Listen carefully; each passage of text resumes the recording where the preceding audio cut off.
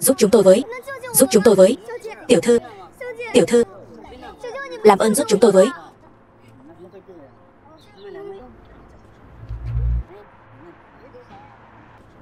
Này anh làm gì thế?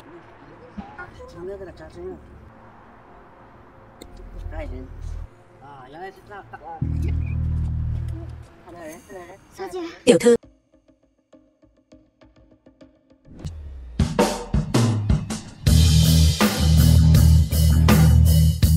Cái này chỉ là một giọt tinh hoa đã bị phá loãng mà thôi. Diệp đế sư mà đến cũng không dám nói tăng tuổi thọ 50 năm đâu. Anh cũng khô môi múa mép quá đấy. Rơi mất rồi. Đồ bất hiếu.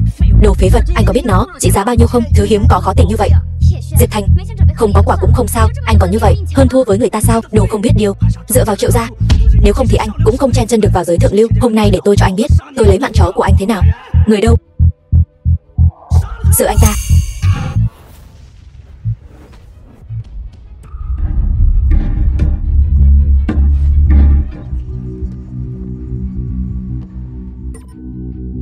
Cố thiếu gia, anh không sao chứ? Diệp Thành, tôi nhất định cho anh biết tay. Anh là đàn ông mà nấp sau lưng phụ nữ, đáng mặt sao? Diệp Thành, em gái nhỏ bên cạnh anh không chỉ đánh Cố thiếu gia, anh còn lỡ tay phá vỡ linh dịch do Diệp đế sư tinh luyện. Nếu đắc tội với Diệp đế sư, đầu của hai người cũng không đủ xoa dịu cơn giận của Diệp đế sư đâu. Bọn ngu xuẩn có mắt như mù. Các người xem đây là cái gì? Cô đừng nói, cái lọ này cũng là linh dịch được Diệp đế sư tinh luyện nha. Đúng vậy, ai mà không biết, linh dịch mà Diệp đế sư tinh luyện chỉ một giọt nhỏ như hạt vừng có thể miễn nhiễm mọi độc tố. Cô đem cái lọ đó ra, tưởng chúng tôi là kẻ ngốc sao? Cái này chắc chắn là giả. Bà nội không thích anh hạ độc vào đó. Muốn hại bà nội sao? Cái gì? An Nhiên, tôi nói cái này là thật. Cô có tin không? Diệp Thành, anh muốn tôi tin như thế nào? Tôi vốn muốn cho anh thêm một cơ hội nữa, nhưng anh làm tôi thất vọng quá. Với khả năng của tôi trong giới kinh doanh Giang Ninh, sau này cũng sẽ có chỗ đứng. Còn anh chỉ là một kẻ hèn nhát, luôn gây rắc rối cho tôi thôi. Anh có thể giúp được gì cho tôi chứ? Với năng lực của cô thật sự nghĩ rằng với năng lực của cô có thể có được vị trí như hôm nay sao? Nếu không có tôi luôn âm thầm giúp đỡ sau lưng các người, Triệu gia các người, đến bây giờ chẳng qua chỉ là một gia tộc nhỏ bé, xếp không nổi vào hàng thứ ba. Anh cũng quá tự cao rồi. Anh nghĩ anh là cái thá gì? Anh thấy đồ trang sức của An Nhiên không? Tôi đã chi 50 triệu để tặng cho cô ấy. Còn anh, cả đời này cũng không mua nổi. Anh chẳng qua cũng chỉ là tên ngốc lắm tiền thôi. Anh, nếu không phải Triệu lão gia có ơn với tôi, anh và cả các người nữa đủ tư cách gặp tôi sao? Anh cũng không xem lại mình là cái thá gì chứ mà dám ăn nói hàm hồ. Chuyện đến nước này rồi, tôi tuyên bố kể từ hôm nay Diệp Thành sẽ bị đuổi khỏi Triệu gia, xóa bỏ hôn ước với An Nhiên. Triệu gia chúng tôi sẽ chọn ngày liên hôn với Cố gia, chung tay gây dựng đại nghiệp. Chủ nhân, tôi sẽ xử lý bọn họ. Chủ nhân, Diệp Thành, anh vì sĩ diện của mình cũng hao tâm tổn sức quá đó, còn thuê diễn viên đến đây diễn nữa. An Nhiên, cô chọn anh ta thật sao? Sao? Không phục à? Được, anh mở mắt to ra mà nhìn. Hôm nay tôi cho anh biết vị trí của anh thật sự ở đâu. Vào đi.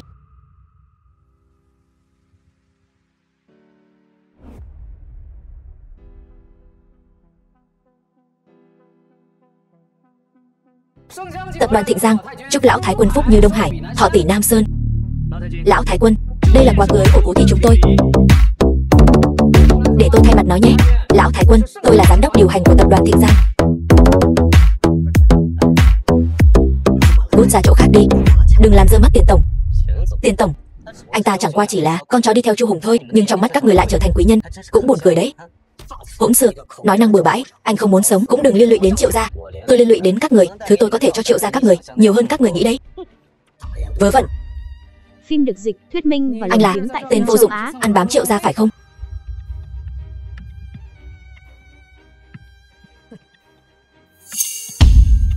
Chờ một chút, cái này ở đâu ra vậy?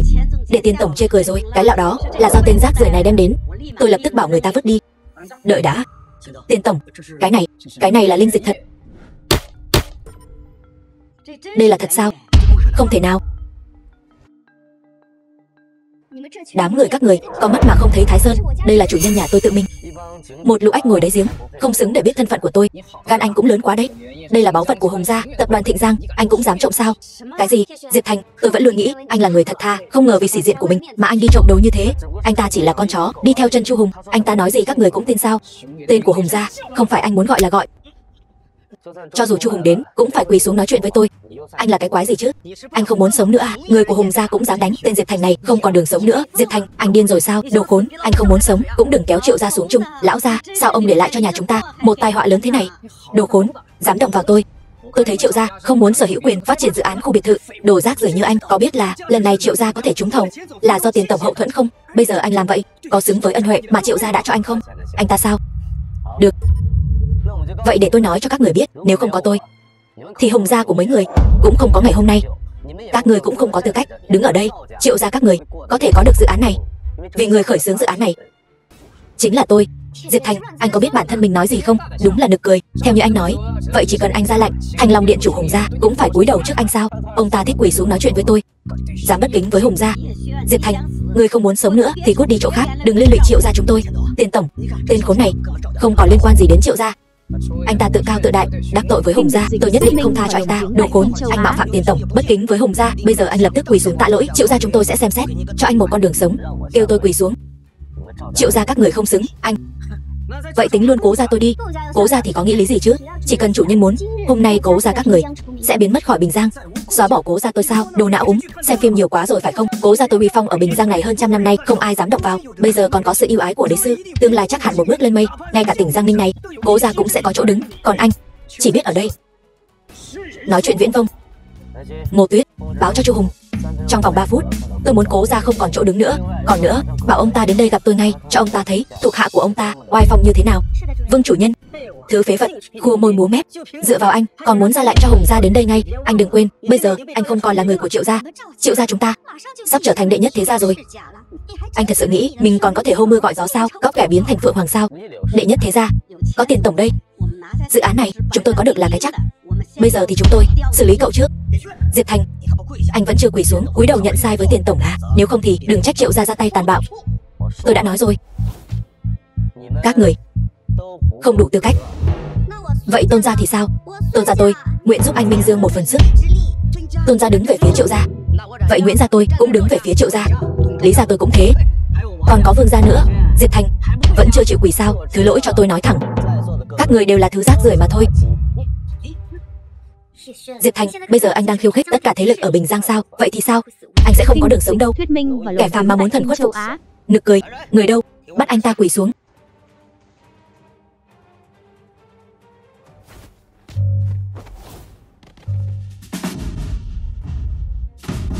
Chủ nhân mà ra tay, các người đều không có chỗ dung thân. Thật không ngờ, diễn viên mà tên phế vật này thuê cũng giỏi đánh đấm đấy. Em gái à, tên này cho cô bao nhiêu? Cô đi theo tôi trả gấp 10. Em gái này đẹp hơn Triệu An Nhiên nhiều, thân hình cũng tuyệt, chắc chắn thú vị hơn bà cô Triệu An Nhiên đó. Đợi sau khi tôi lấy hết tiền của Triệu gia sẽ đá cô ta đi, vui vẻ cùng em gái nhỏ này. Phú Quý, con đang nói gì vậy? Không phải con nói. Cô Phú Quý, anh khiến tôi thật sự ghê tởm. Tôi nhìn nhầm rồi. An Nhiên, nghe anh giải thích đi. Đồ hèn nhát vô dụng, ngươi mà cũng dám so sánh với chủ nhân của ta. Là cô, chắc chắn là cô, giả giọng để hại tôi.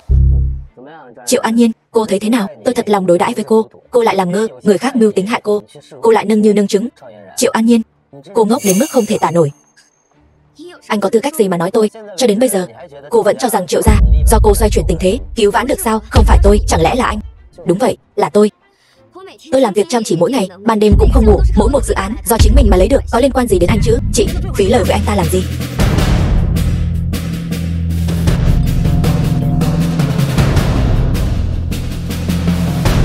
Rượu ngon đấy, cảm ơn nhé. Người đâu? Bắt lấy anh ta, xông lên cho tôi. Phim được dịch thuyết minh Triệu An Nhiên, và lồng tiếng tại phim có một số việc không phải nhờ vào nỗ lực mà có thể có được. Giống như lúc này, không một ai có thể lay động quyết định của tôi. Bắt đầu từ hôm nay, tôi và Triệu gia các người đường ai nấy đi. Sau này các người thế nào cũng không liên quan đến tôi. Chẳng trách ngạo mạn như thế, thì ra là tìm được cao thủ võ thuật. Hành động đi. Tôi khuyên các người đừng chán sống nữa. Diệp Thành, anh làm tôi mất mặt. Hôm nay anh biết tay tôi. Còn đứng đó làm gì? Lên cho tôi.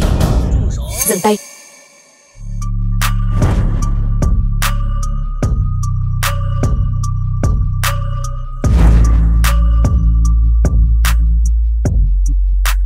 Chính là tên khốn này dám động vào Cố gia chúng ta. Cái thằng ăn hại, vô tích sự. Cha, còn biết tôi là cha anh à? Anh có biết đã gây ra cho tôi bao nhiêu rắc rối không? Rắc rối? Anh có biết ai là người đứng sau Triệu gia không? Hôm nay gây chuyện ở buổi tiệc này đã chọc giận anh ta. Ai chứ? Chính là đế sư.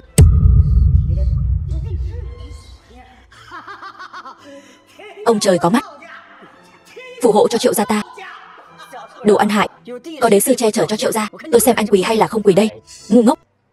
Vì cái thằng vô dụng này mà gây rắc rối ở tiệc mừng của lão thái quân. Không phải tôi bảo chỉ đến dạm ngõ thôi sao? Còn cái thằng vô tích sự này, vì anh mà hại cả Cố gia, sự nghiệp tan tành, xong đời Cố gia rồi.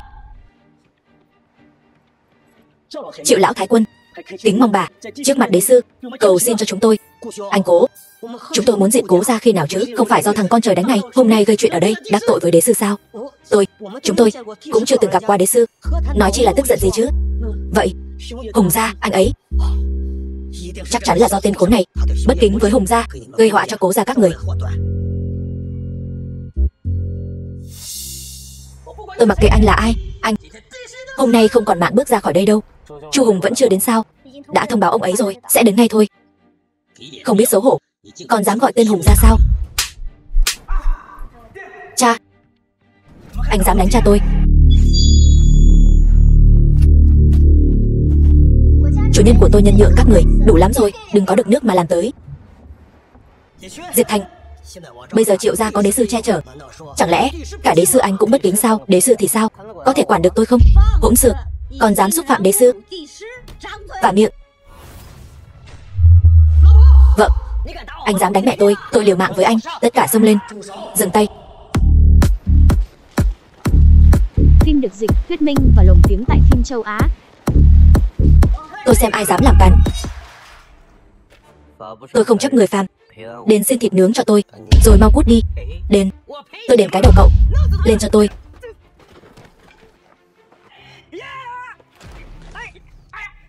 Tay tôi, hoặc là ăn nó, hoặc là đến xin thịt nướng cho tôi. Anh trai tôi là người của Hùng gia, anh dám động đến tôi à?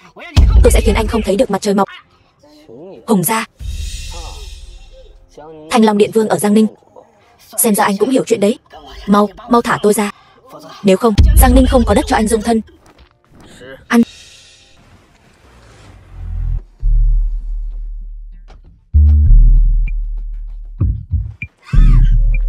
Mày là cái thá gì, dám gọi tên húy của Hùng gia? Đại ca cứu tôi, anh ta đánh tôi.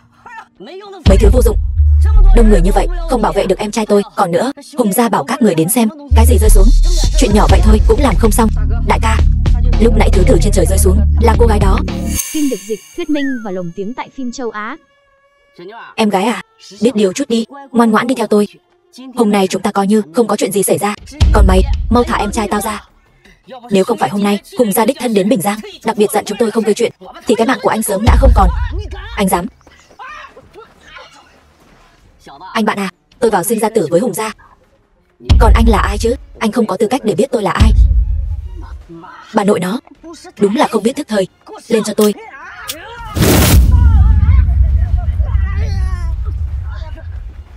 Chẳng trách lại ngạo mạn như vậy, thì ra cũng có chút thực lực. Hôm nay tôi sẽ cho anh nếm mùi. Anh đợi đó cho tôi.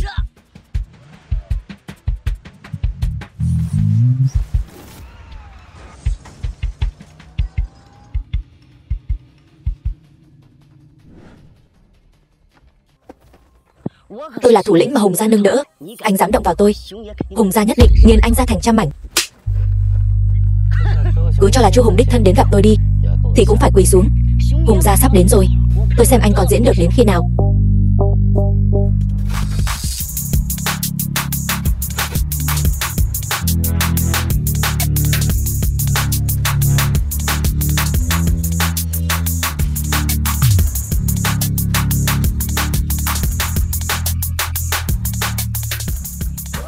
Hùng gia.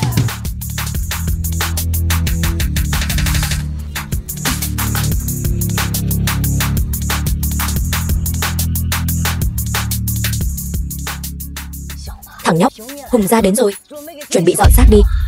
Thứ tôi muốn đâu? Hùng gia, đều do thằng nhóc này phá đám. Hùng gia, thân là một thủ lĩnh, chuyện nhỏ này cũng không làm được.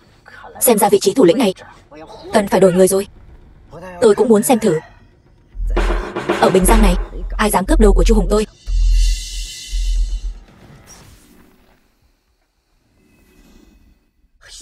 Tín vật của đế sư. Cung nghênh Diệp đế sư. Đế sư xuất sơn, khắp nơi đều vui. Ngàn thu trăm tuổi. Phim được dịch, thuyết minh và Hùng lồng gia, tiếng tại chuyện phim này châu là Á. suýt nữa liên lụy tôi rồi. Còn không mau quỳ xuống cho tôi. Chu Hùng, ông bây giờ cũng hoài phong quá đấy. Đế sư tha mạng. Thuộc hạ không dám. Còn nhớ lúc đó tôi để ông tiếp quản tập đoàn Thịnh Giang như thế nào không? Thuộc hạ luôn tuân theo lời của đế sư, quản người của ông cho tốt. Nếu tôi đưa ông lên, ngồi vào vị trí đó được, tôi cũng có thể khiến ông một đi không trở lại.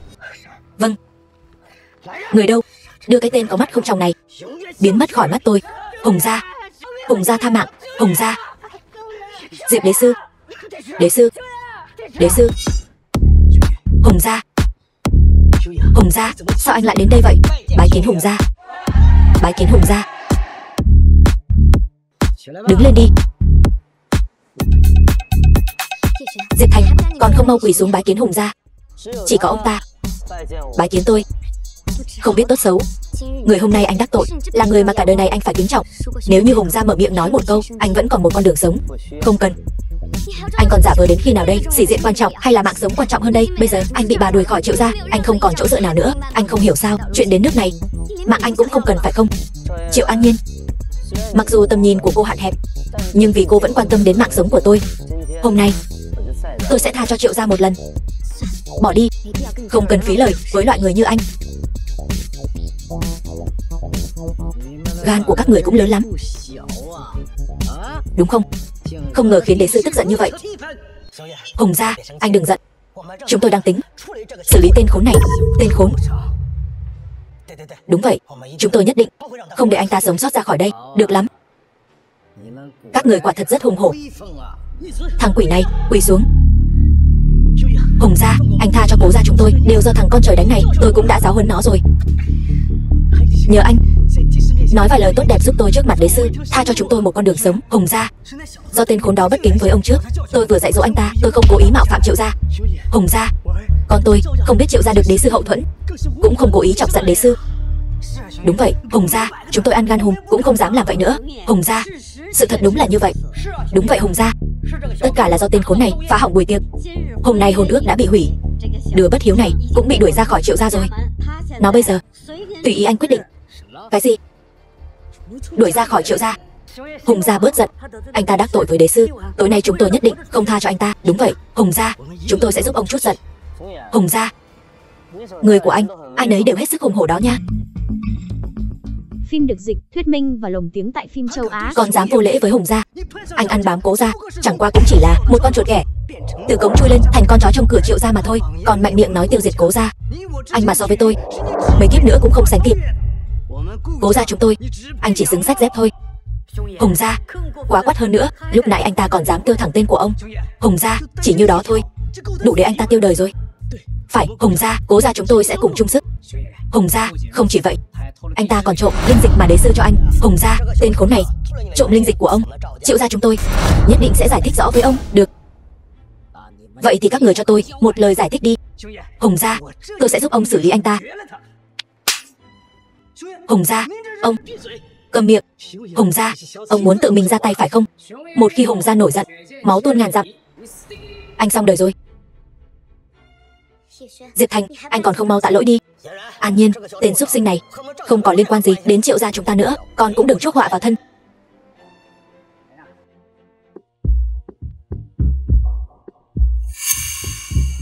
Bái kiến anh Diệp. Bái kiến anh Diệp.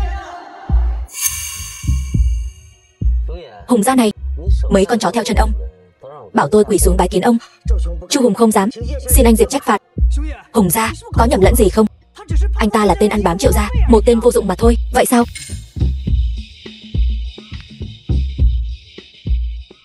Nghịch tử, mau quỳ xuống.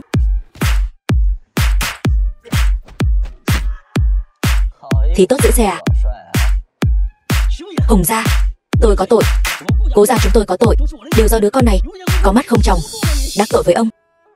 Cha, đừng có kêu tôi là cha, còn không mau tạ lỗi với Hùng gia và anh Diệp đi. Nếu không, cố gia chúng ta coi như xong đời rồi. Vì con mà xong đời sao? Không thể nào. Tuyệt đối không thể nào. Con không biết mình đã gây ra chuyện gì sao? Con làm phải xử anh ta. Phải xử anh ta.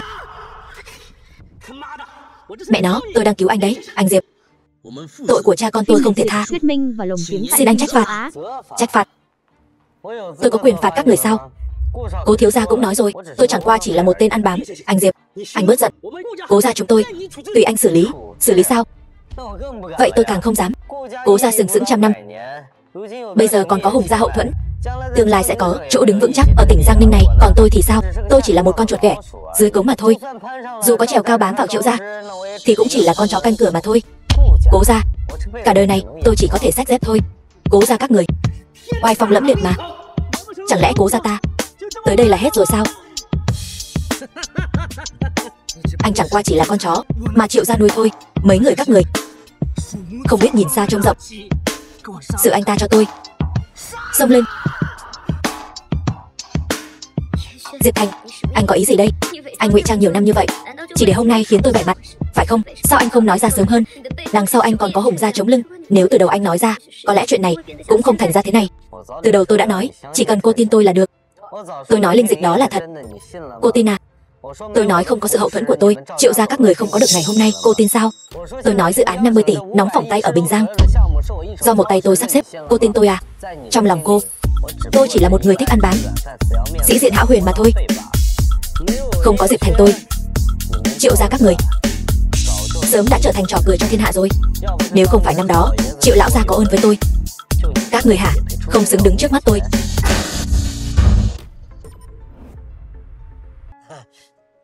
Diệp Thành, là do tôi không đúng.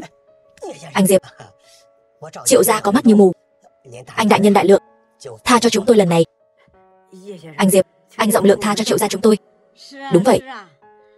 Nể tình cảm giữa cậu và An Nhiên, một người bị Triệu gia đuổi ra ngoài như tôi, làm sao xứng nói chuyện tình cảm với Triệu gia các người. Diệp Thành, Tôn gia tôi cũng do Cố gia và Triệu gia lôi kéo vào chuyện này. Nếu như anh đồng ý bỏ qua cho Tôn gia, tôi nguyện lấy thân đền đáp. Cô hả? Dù sao thì bây giờ anh và chị An Nhiên vẫn chưa kết hôn. Vậy giờ tôi cướp anh thì có gì không được chứ? Luận về nhan sắc, ngoại hình hay gia thế, tôi có gì không bằng Triệu An Nhiên chứ? Tôn Minh Trang, cái đồ trơ trẽn này, tôi đánh giá tình hình thôi, không được sao? Anh, nếu như anh không để ý, con gái nhỏ nhà tôi cũng chưa kết hôn. Mong anh Diệp nhẹ tay với Vương gia tôi. Các người xứng sao? Diệp Thành, anh như vậy là có ý gì đây? Ý tôi là các thế gia có mặt ở đây hãy tự tuyên bố phá sản. Ta dạy ta tìm nơi vắng vẻ, người khôn người đến trốn lao sao? Đùa hay gì vậy? Cô nghĩ tôi đang đùa à? Diệp Thành, anh biết điều chút đi, lên mặt gì chứ? Nếu không phải hôm nay vì Hùng gia ở đây, anh cho rằng các thế gia khác muốn liên hôn với anh sao? Thật sự cho mình là người có máu mặt sao? Phải, đúng vậy. Hào môn chúng ta đông như vậy, cứ cho là anh có Hùng gia bảo kê thì có thể làm gì nữa? Ở Bình Giang này, anh là hổ thì cũng phải nằm dưới chân tôi, anh có là rồng thì cũng phải cuộn tròn lại cho tôi. Phản hết rồi. Các người có biết các người đang nói chuyện với ai không? Hùng gia. Ở cả tỉnh Bình Giang này, chúng tôi đều rất tôn trọng Hùng gia. Còn tên Diệp Thành này hành sự thì quá đà. Ông cũng thấy rồi đó, chúng tôi không còn cách nào, huống chi Triệu gia tôi còn có đế sư che chở. Các người chán sống hết rồi. Hùng gia, ông thật sự bảo vệ tên Diệp Thành này sao? Biết điều mà tự công bố phá sản hết đi thì còn có con đường sống. Tôi mà tiến thêm bước nữa thì các người khó giữ mạng đấy. Chu Hùng, trước kia cha mẹ cậu đến cũng phải nể mặt bà già này. Hôm nay hậu bối như cậu đối đầu với các liên minh thế gia ở Bình Giang này như vậy, cậu có chắc là có thể bảo vệ được tên Diệp Thành đó không? Ngoài ra, mọi người đừng quên rằng Triệu gia chúng tôi có đế sư hậu thuẫn. Đúng vậy, có đế sư hậu thuẫn thì sợ gì chứ? Nguyễn gia và Triệu gia cùng chung chiến tuyến, còn có Vương gia cùng Triệu gia, có phúc cùng hưởng, có họa cùng chia. Lý gia tôi toàn lực ủng hộ Triệu gia. Chuyện này cũng không thiếu được Tôn gia tôi. Tôn gia tôi nguyện góp chút sức cho anh Minh Dương. Tốt, Cố gia cùng với Triệu gia và cùng các hào môn thế gia khác liên thủ lại chống lại Hùng gia, xử lý Diệp Thành. Chống lại Hùng gia, xử lý Diệp Thành. Chu Hùng, do anh không biết thức thời, chăm chăm bảo vệ tên khốn này. Vậy thì đừng trách tôi đây, không để tình xưa lấy oán báo ơn, tự mình tạo nghiệp. Triệu gia mà không có anh Diệp Phim được dịch đã tan nhà nát cửa từ lâu rồi. phim châu Á. Năm xưa Triệu lão gia các người cũng không dám nói vậy với anh Diệp. Lão gia nhà tôi cũng không còn nữa. Mọi thứ đã thay đổi từ lâu rồi. Một đám người vong ơn phụ nghĩa, dựa vào các người cũng không xứng là kẻ thù của anh Diệp. Mèo mà đòi trèo cây cao, các người quả thật không biết tốt xấu. Diệp Thành, không phải lúc nãy anh tỏ vẻ lắm sao? Sao giờ lại im rồi? Được lắm. Đã như vậy thì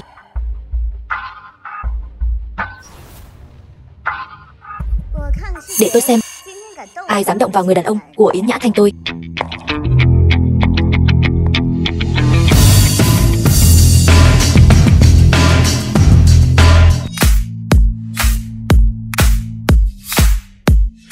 Là cô ấy.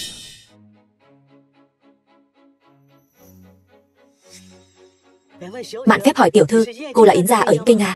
To gan. Thân phận đại tiểu thư Yến gia chúng tôi, loại người tầm thường như anh cũng có tư cách chất vấn sao? Hoang đường. Yến gia là một trong 3 gia tộc lớn nhất Yến Kinh, tương truyền huyết mạch tổ tiên lưu truyền đến nay. Ai mà không biết, con cháu Yến gia ở tầng lớp nào cũng đều xuất sắc vượt trội. Sao có thể đến Bình Giang này chứ? Tiểu thư nhà chúng tôi đương nhiên là vì người đàn ông của cô ấy mà đến. Người đàn ông của cô ấy, nghe nói là có cô em gái nào đó bị người đàn ông của tôi chơi đùa chán đến mức đá đi rồi. Là ai vậy nhỉ? Được lắm Diệp Thành, chẳng trách anh kiêu ngạo như vậy. Hóa ra không chỉ dựa vào Hùng gia mà còn có tiểu thư Yến gia này. Tôi đã nói rồi mà, Diệp Thành này chỉ là đồ bỏ đi thôi, làm sao có thể khiến Hùng gia cúi đầu. Thì ra sau lưng còn có Yến gia của Yến Kinh chống lưng. Diệp Thành, anh cũng chỉ là con chó bám váy phụ nữ thôi. Phim được dịch, thuyết minh Cô là cái thá gì chứ? Người đàn ông của tiểu thư nhà tôi không đến lượt cô đánh giá. Cô cái gì mà cô? Đừng nói con chó ở Triệu gia, mà cả Triệu gia các người trong mắt tiểu thư chúng tôi cũng chỉ là cóc ghẻ thôi. Đồ khốn kiếp, miệng lưỡi không xương. Nói chuyện có chừng mực chút đi. Yến gia các người cũng ghê gớm đấy, dám nói Triệu gia chúng tôi là cóc ghẻ. Đó giờ cô là người đầu tiên dám nói như thế đấy. Đúng là một lũ ếch ngồi đáy giếng. Đây là quà gặp mặt mà tiểu thư nhà tôi tặng cho anh Diệp. Một chiếc xe thể thao phiên bản giới hạn trị giá 1 tỷ, 2 căn biệt thự ở Bình Giang và Yến Kinh giá trị 10 tỷ, cổ phiếu tập đoàn Long Đằng trị giá 100 tỷ. Cái gì? Quà gặp mặt thôi mà 100 tỷ? Những món quà này có thể tính ngang tài sản của các thế gia ở Bình Giang cộng lại. Lẽ nào đây thật sự là thế lực của Yến gia sao? Thế lực của một gia tộc mà bằng cả một thành phố sao? Chuyện này, đại tiểu thư, ý cô là sao? Gọi là Nhã Thanh đi. Không biết xấu hổ. Tiểu thư này là, cô ta là vị hôn thê cũ của tôi. Tôi muốn nhấn mạnh chút, tất cả những thứ này đều là những thứ mà Yến gia tôi không cần. Còn cô chỉ là món đồ mà anh ấy chơi chán rồi, bỏ vào sọt rác mà thôi. Cô, à đúng rồi, tôi đến đây để cướp hôn. Không ngờ là cô lại dễ dàng giao anh ấy lại cho tôi như vậy. Cảm ơn cô nhiều nha, tiểu thư. Tôi thấy cô ta từ khi tiểu thư đến, bất luận là phương diện nào đều không bằng một góc của cô. Tự biết vị trí của mình ở đâu đi. Cô dám xúc phạm tiểu thư nhà tôi như vậy. Cô Diệp Thành, hóa ra cô ta mới là chỗ dựa lớn nhất của anh. Liên quan gì đến cô? Diệp Thành, anh là một tên cặn bã, còn dám nói Triệu gia là do một tay anh đưa lên sao? Dự án biệt thự Bình Giang là do anh sắp xếp. Bây giờ xem ra anh chỉ là đồ hèn, bám váy phụ nữ thôi. Anh ăn của Triệu gia, mặc của Triệu gia, bây giờ còn một chân đạp 2 thuyền. Đáng mặt đàn ông sao? Cô dám bất kính với anh Diệp xem. Cô biết tay tôi nhịn cô hơi lâu rồi đấy. Nếu cô tiếp tục lỗ mãng như thế, tôi cho cô bốc hơi khỏi thế giới này. Diệp Thành, lúc nãy tôi còn tự trách mình, có phải bản thân có mắt như mù không? Còn muốn cho anh thêm một cơ hội, nhưng anh khiến tôi thật sự thất vọng. Tôi thật sự hy vọng anh có thể tạo dựng sự nghiệp cho riêng mình, có thể dựa vào thế lực của mình khiến Hùng gia cúi mình trước anh, khiêu khích tất cả thế gia ở Bình Giang. Đối đầu với anh, tôi thà có mắt như mù, không thấy Thái Sơn. Bây giờ tôi cảm thấy anh thật sự ghê tởm, ngay cả đạo đức cơ bản nhất anh cũng không có. Anh vì sĩ diện của mình mà phản bội tôi, gian díu với người phụ nữ khác. Nói xong chưa? Phải. Tối nay anh rất vẻ vang, làm bè mặt hết tất cả mọi người. Hả hê lắm sao? Tất cả những thứ này cuối cùng cũng không thuộc về anh đâu. Hôm nay anh bị Triệu gia tôi đuổi, ngày mai sẽ bị Yến gia đuổi ra ngoài. Cuối cùng anh chẳng có gì cả. Những thứ bây giờ anh có, sau này cũng đều mất hết thôi. Đàn ông chỉ biết núp sau lưng phụ nữ, cả đời chỉ là đồ vô dụng. Triệu An Nhiên ơi là Triệu An Nhiên, hôm nay Triệu gia các người quả thật là khiến tôi mở mang tầm mắt. Cô nên nhớ, hôm nay là tôi bỏ cô, từ nay về sau coi như người xa lạ. Yến đại tiểu thư, cô thấy chưa? Tôi chỉ mong mắt cô sáng, đừng để bị lừa bởi những lời ngon ngọt của anh ta. Triệu đại tiểu thư, cô sao? Chỉ là một người tầm nhìn hạn hẹp, đáng thương mà thôi. Tôi nghĩ cô bây giờ rất thất vọng. Sau tất cả, người đàn ông mà cô bỏ rơi, tìm được một người tốt hơn cô hàng vạn lần. Cô phải biết, cô chẳng qua chỉ là con ếch ngồi đáy giếng, một người tầm thường, năng lực thấp kém, mà thân phận của Diệp Thành nhà tôi là thứ mà cô mãi mãi cũng không sánh đến được. Diệp Thành anh ta chẳng qua là con chó canh nhà cho Triệu gia thôi. Anh ta có thể có thân phận gì chứ? Chẳng qua cô thấy anh ta có chút nhan sắc, muốn giành với tiểu thư nhà tôi. Cô dám nói thêm một câu nữa thì coi chừng cái lưỡi của cô đấy. Cô, Triệu đại tiểu thư, cô có thể quen được anh Diệp Thành là phúc ba đời của cô.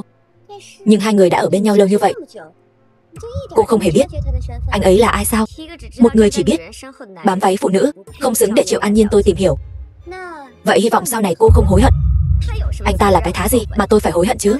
Ngược lại là cô, Yến đại tiểu thư, mong cô mở to mắt nhìn, đừng để anh ta khiến cô thấy kinh tởm. Cô phải biết một điều là cô không đủ tư cách để lên mặt dạy tôi đâu.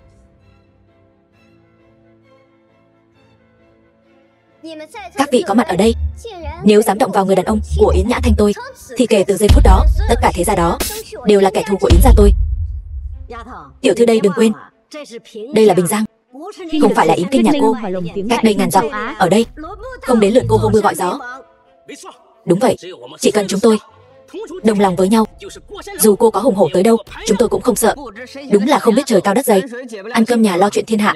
Cô còn nhỏ tuổi, các thế gia ở Bình Giang này không dễ bị bắt nạt đâu. Tôi khuyên cô nên biết tốt xấu đi.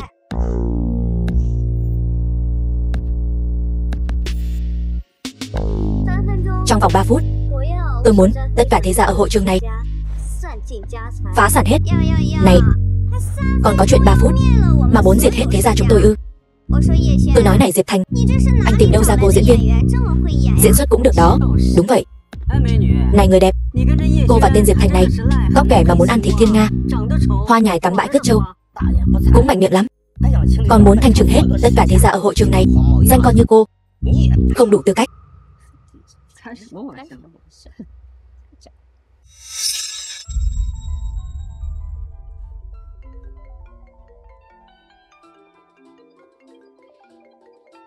Alo, cái gì? Cậu nói gì?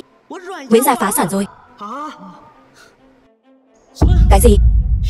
Tất cả công ty con đều vi phạm hợp đồng, rút toàn bộ vốn công ty mẹ. Chuyện này không thể nào.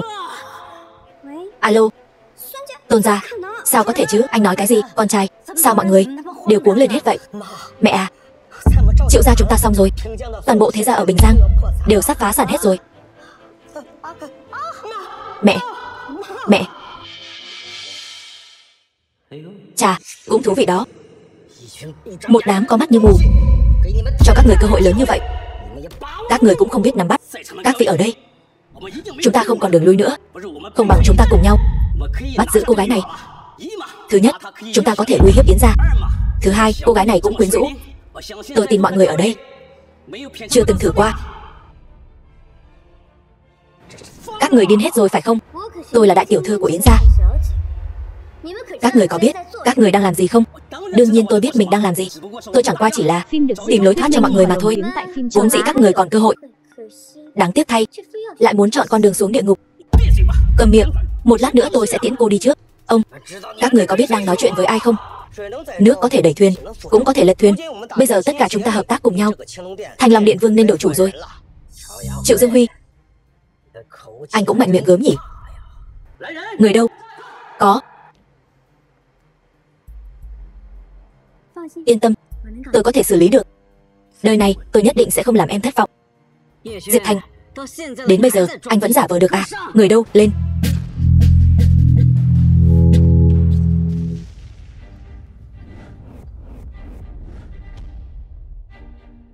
Tôi nhất định phải có được anh. Một đám vô dụng. Anh, rốt cuộc anh là ai? Hạng tôm tép mà cũng đòi biết thân phận của tôi. Anh, bái kiến Diệp đế sư. Bái kiến Diệp đế sư. Diệp đế sư vạn tuế.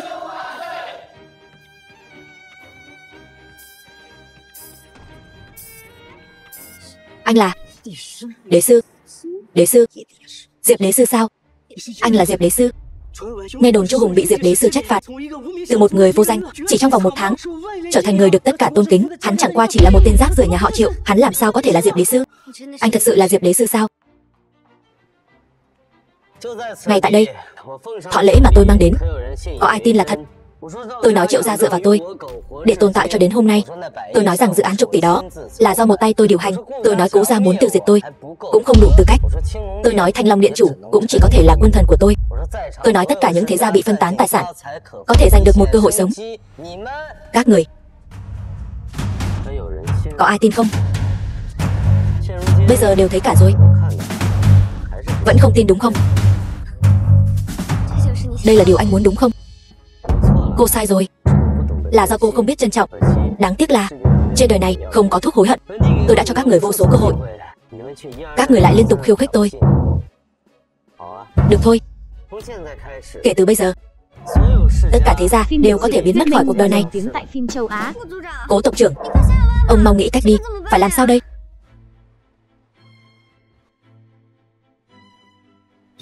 Đừng gọi tôi là tộc trưởng nữa, từ giờ đã không còn Cố gia nữa rồi.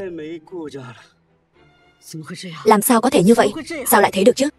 Nhà Triệu chúng tôi chỉ còn một bước nữa là trở thành gia tộc đứng đầu rồi. Diệp Thành, xã hội có luật pháp, tôi hy vọng anh không gây rắc rối, nếu không tôi sẽ để anh phải ngồi tù cả đời. Muốn giảng về luật pháp cho tôi à? Được thôi, các người đều đòi đánh tôi, đe dọa tôi, mong được tiễn tôi xuống địa ngục. Vậy các người đáng tội gì? Bằng chứng đâu? Lời nói của anh tôi cảm thấy không thể tin được. Muốn chứng cứ đúng không? Từ hôm nay Diệp Thành bị Triệu gia từ mặt, xóa bỏ hôn ước với An Nhiên. Diệp Thành chỉ là một con chó canh cửa của Triệu gia. Anh chạy không thoát đâu, tôi sẽ xử anh như xử gà xử vịt. Cả đời này anh chỉ là đồ bỏ đi. Anh hôm nay buộc phải bỏ mạng tại đây. Bây giờ quỳ xuống cầu xin đi, Triệu gia tôi sẽ thương tình cho cậu sống vui vẻ. Giờ các người còn gì để nói không? Vậy thì sao? Cùng lắm là mất hết. Cậu nghĩ hôm nay cậu có thể sống sót ra khỏi đây không? Được, vậy thì tất cả quỳ xuống.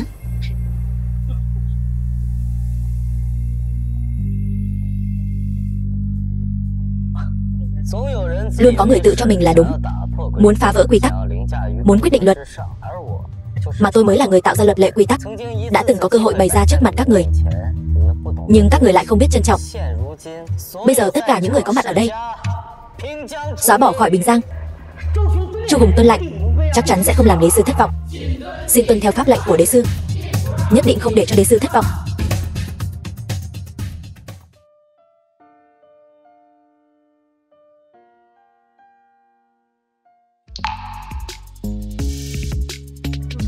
Không phải mình yêu anh ta chứ?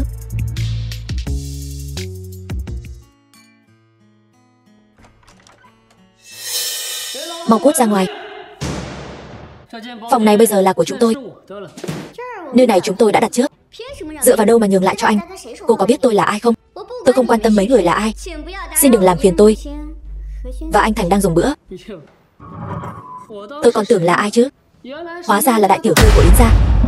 Không ngờ Yến gia lại tìm đâu được một tên nông dân quê mùa để bầu bạn. Anh, hay là như này, đại tiểu thư Yến gia, chỉ cần tối nay cô phục vụ tôi thật tốt, tôi sẽ cân nhắc việc giúp đỡ Yến gia. Đồ vô liêm sỉ.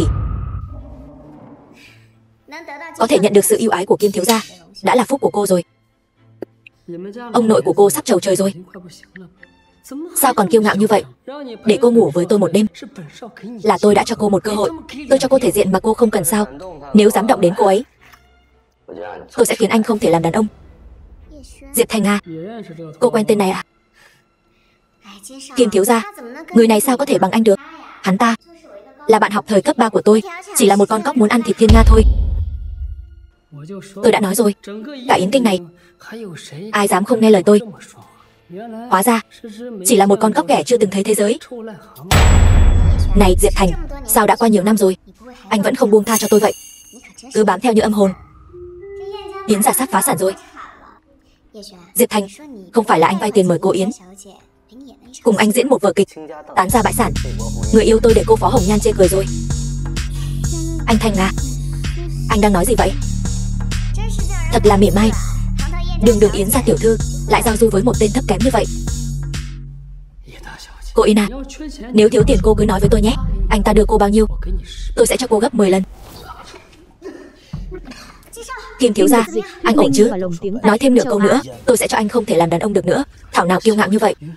Hóa ra là có võ. Anh dám đánh Kim thiếu gia sao? Anh chán sống rồi à? Chuyện nhỏ ấy mà, tôi muốn đánh thì đánh. Đồ ngu dốt. Ở Yến Kinh này, anh ấy không chỉ là đại thiếu gia của Kim gia, mà còn là thành viên mới của đội đặc chiến Thanh Long. Chỉ một cái phẩy tay có thể khiến cả nhà anh sống không bằng chết. Chỉ với hai thế lực này mà cũng muốn đụng tôi sao? Thật sự là cái thứ điếc không sợ súng. Anh tưởng nhà hàng Thanh Long là nơi người bẩn thỉu như anh có thể đến sao? Tôi muốn biết là ai dám làm loạn ở đây.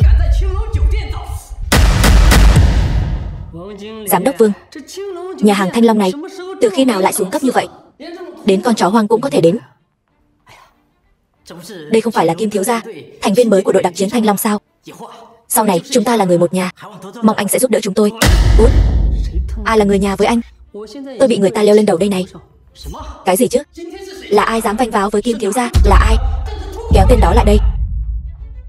Giám đốc Vương, người này là do tiểu thư Yến gia đưa đến. Yến gia sao? Yến gia cái gì chứ? Ông nội cô sắp đi rồi, sắp không còn quyền lực nữa. Giám đốc Vương, Yến gia chúng tôi chỉ tạm thời gặp chút khó khăn. Anh nói thế có quá đáng không? 10 năm 10 năm này Yến gia cô còn không tiêu nổi 100 triệu cho nhà hàng Thanh Long. Sau này trong danh sách khách quý của nhà hàng Thanh Long chúng tôi sẽ không còn tên của Yến gia nữa. Khi nhà hàng Thanh Long của anh mới thành lập, Yến gia chúng tôi đã giúp các anh không ít. Sao bây giờ lại thừa nước đục thả câu? Vậy thì sao? Ăn một quả khế, trả một cục vàng. Mỗi nguyên tắc này mà anh cũng không nhớ. Anh không xứng để lên mặt dạy đời tôi. Được rồi, thật là vừa mới làm ăn lên đã vội quên ơn người giúp đỡ sao? Bao nhiêu năm nay không ai dám hành động lỗ mãng ở nhà hàng Thanh Long này. Xem ra là anh đã sớm quên quyền thế của Thanh Long ta rồi. Đợi tới đại chiến thần đến, anh sẽ không còn cơ hội sống đâu. Kim thiếu gia, buông ra. Anh dám làm loạn à? Tứ đại chiến thần nhất định sẽ phanh thây anh ra thành trăm mảnh. Đừng nói đến tứ đại chiến thần, dù họ dẫn cả một đội quân đến thì cũng phải cúi đầu trước tôi. Và lồng tiếng tại phim châu Á. Thả người ra, nếu không sẽ giết không tha. Anh chán sống rồi. Người đẹp à, vẫn chưa biết ai đúng ai sai mà cô đã ra tay với tôi. Thống đốc của các người dạy cô hành sự như vậy sao? Anh là cái thá gì? Anh không có tuổi để hỏi tôi. Rốt kiếm.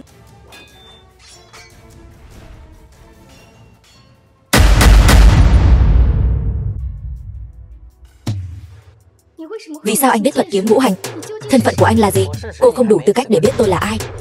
Nhưng kiếm thuật ngũ hành này hồi 5 tuổi tôi đã luyện được. Không thể nào.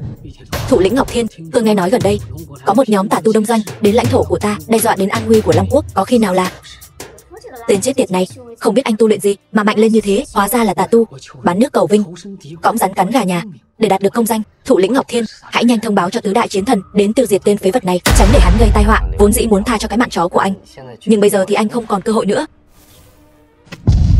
Đồ xấu xa, anh muốn hại người của tôi sao? Kiếm pháp ngũ hành, băng quyền. Có vẻ như lão già Gia Cát rất coi trọng cô. Anh rốt cuộc là ai?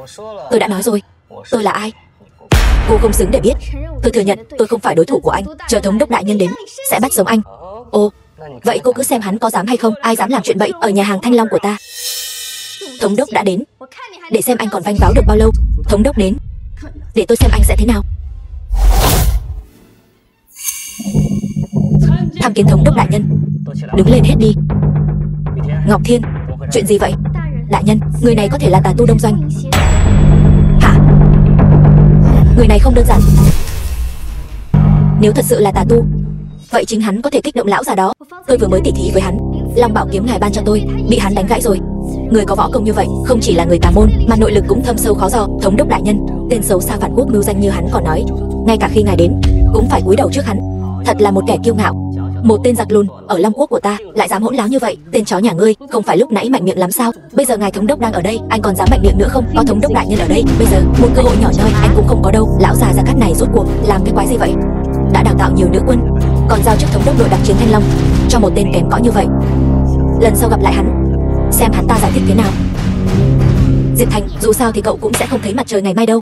Chi bằng anh liếm sạch giày tôi đi, thì tôi sẽ bố thí cho anh một cơ hội được gần tôi, bớt dùng thủ đoạn để hạ nhục người khác đi. Cô có biết thân phận của anh Thành, nhưng mà cô Yến này, tôi khuyên cô nên biết điều một chút. Nếu cô muốn mang tội thông đồng cấu kết với tên vô lại này, thì sau hôm nay Yến gia sẽ không còn tồn tại nữa. Từ trước đến nay tôi chưa bao giờ nhìn nhầm người.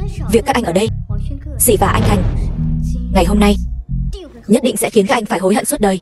Còn tiện tỳ kia, cô dám chõ mõm vào lúc Kim thiếu gia nói chuyện sao? Cô thử nói thêm một câu nữa xem.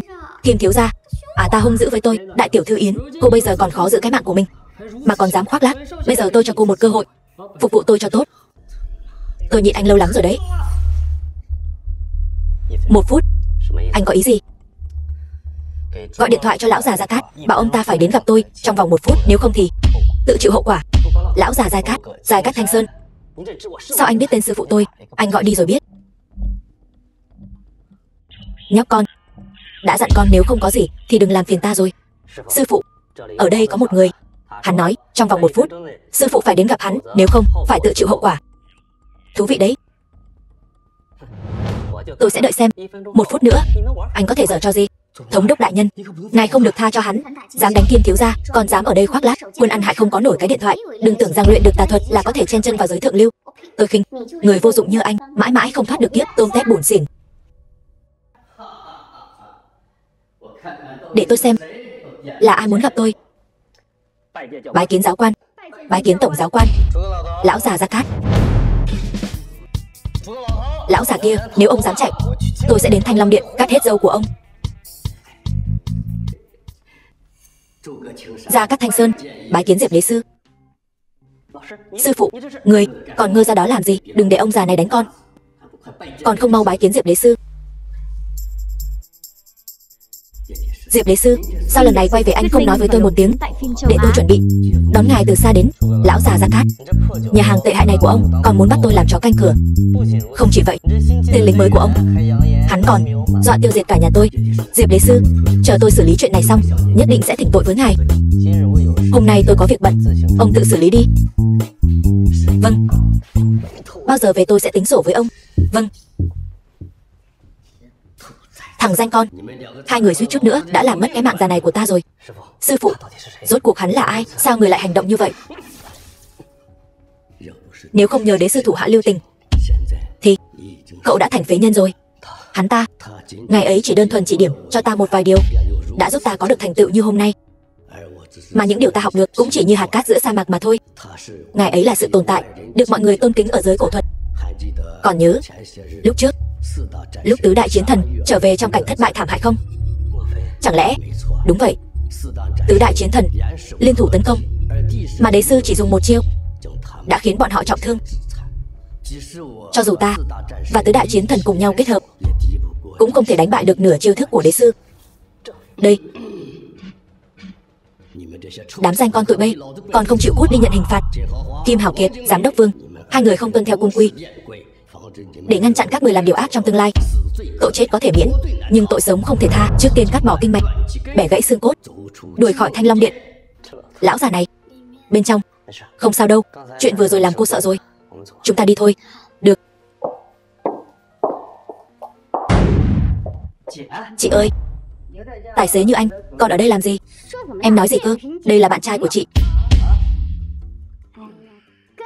Chị chỉ đùa thôi. Thành công, đây là Diệp Thành. Đây là thần y chị mời tới để chữa bệnh cho ông nội, có thể được chị tôi xem trọng, là vinh dự của anh rồi đó. Xin chào, tôi là Yến Thành Công. Xin chào.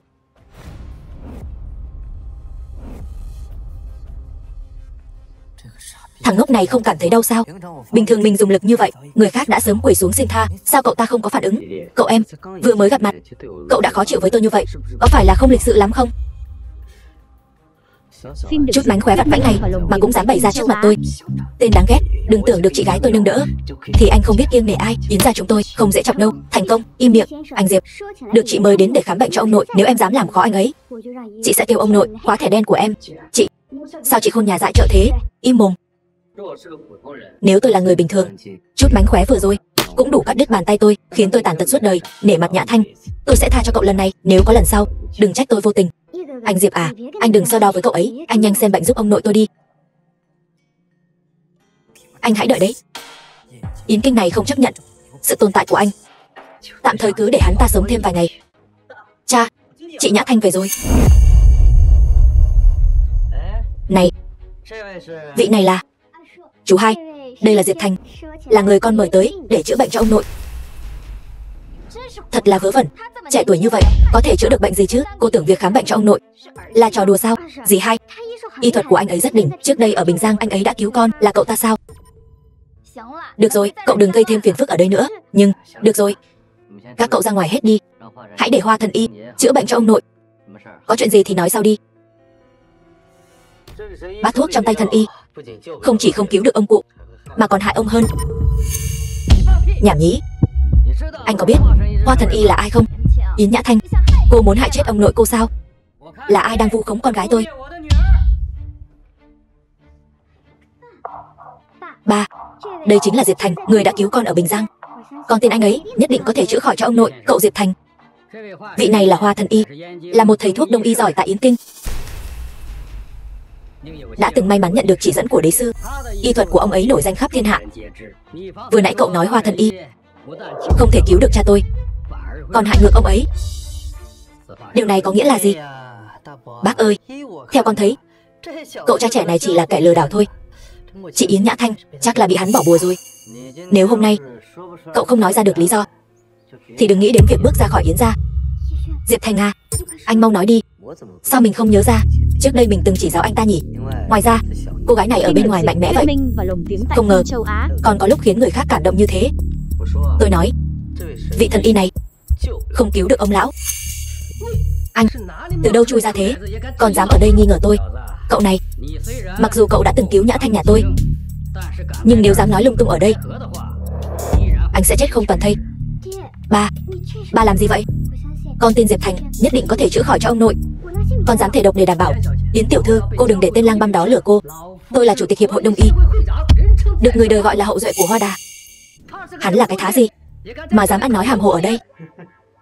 Hậu duệ của Hoa Đà sao? Được thôi, vậy anh nói thử xem, gốc rễ căn bệnh của ông lão nằm ở đâu?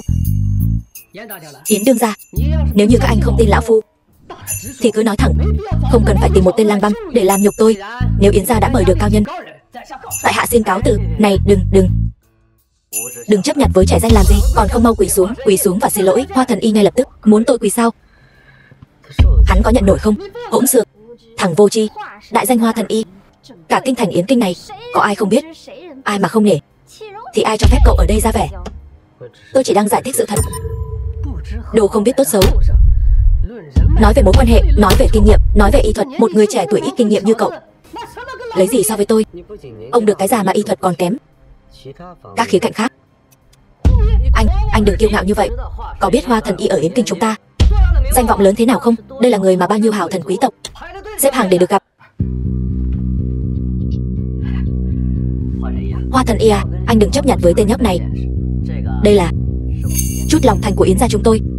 Cái này, đây là tinh hoa trời đất được đế sư luyện nên. Anh biết thứ này sao? Tất nhiên là biết. Khi xưa thứ này do chính tay Diệp đế sư chỉ dạy cho lão phu. Tôi đạm chí thật. Hoa Thần Y được Diệp đế sư chỉ bảo thì làm sao không nhận ra vật này được chứ?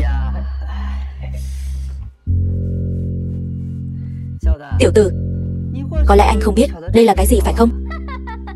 Mau đến xem. Bộ dạng ếch ghẻ chưa từng thấy bầu trời ngoài miệng giếng này. Phim được dịch, thuyết minh loại bảo vật này tại phim châu Á. Sợ là hắn còn chưa từng nghe tới. Thầy thuốc giỏi như Hoa Thần Y, anh có thể tiếp cận với ông ấy là phúc phần anh tu trăm năm mới có được. Mọi người đừng nói nữa.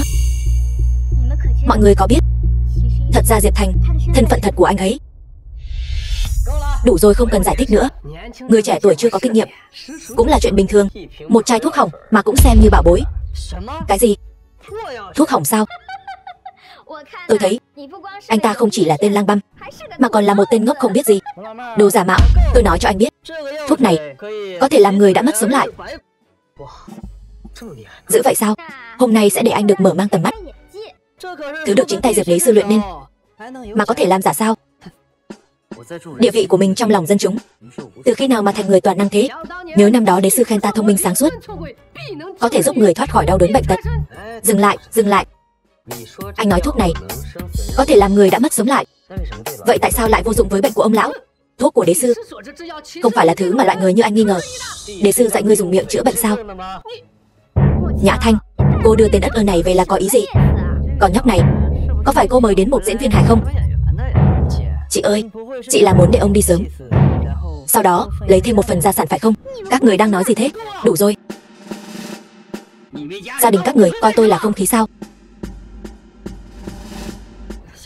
Chàng trai, hôm nay cậu nhất định phải cho tôi câu trả lời. Nếu không, đừng trách tôi vô tình. Được.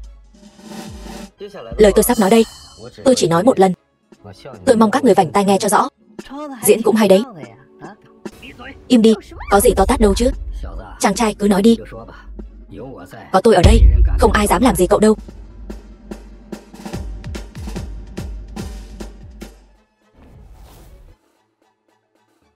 Chiếu theo ngũ hành, quẻ càn thuộc hành kim, tương ứng với xương người. Quẻ trấn thuộc hành mộc, tương ứng với tứ chi. Quẻ ly thuộc hành hỏa, tương ứng với mắt. Quẻ khảm thuộc hành thủy, tương ứng với tai. Quẻ cấn thuộc hành thổ, tương ứng với nội tạng. Các quẻ mạnh tương tác với nhau, âm dương đảo ngược, làm cản trở năm giác quan của ông lão, làm đảo loạn cuộc sống của ông ấy. Vì ngũ hành bát quái khác nhau, cơ thể này sẽ phải quay về với cát bụi. Anh nói nhảm. Sao anh lại căng thẳng thế? Cha tôi sợ bị lừa đảo, sợ tên lang băm đó lừa mọi người, cho nên mới nóng vội. Chàng trai, nếu đúng như lời cậu nói, cậu có cách nào chữa cho ông lão nhà tôi không?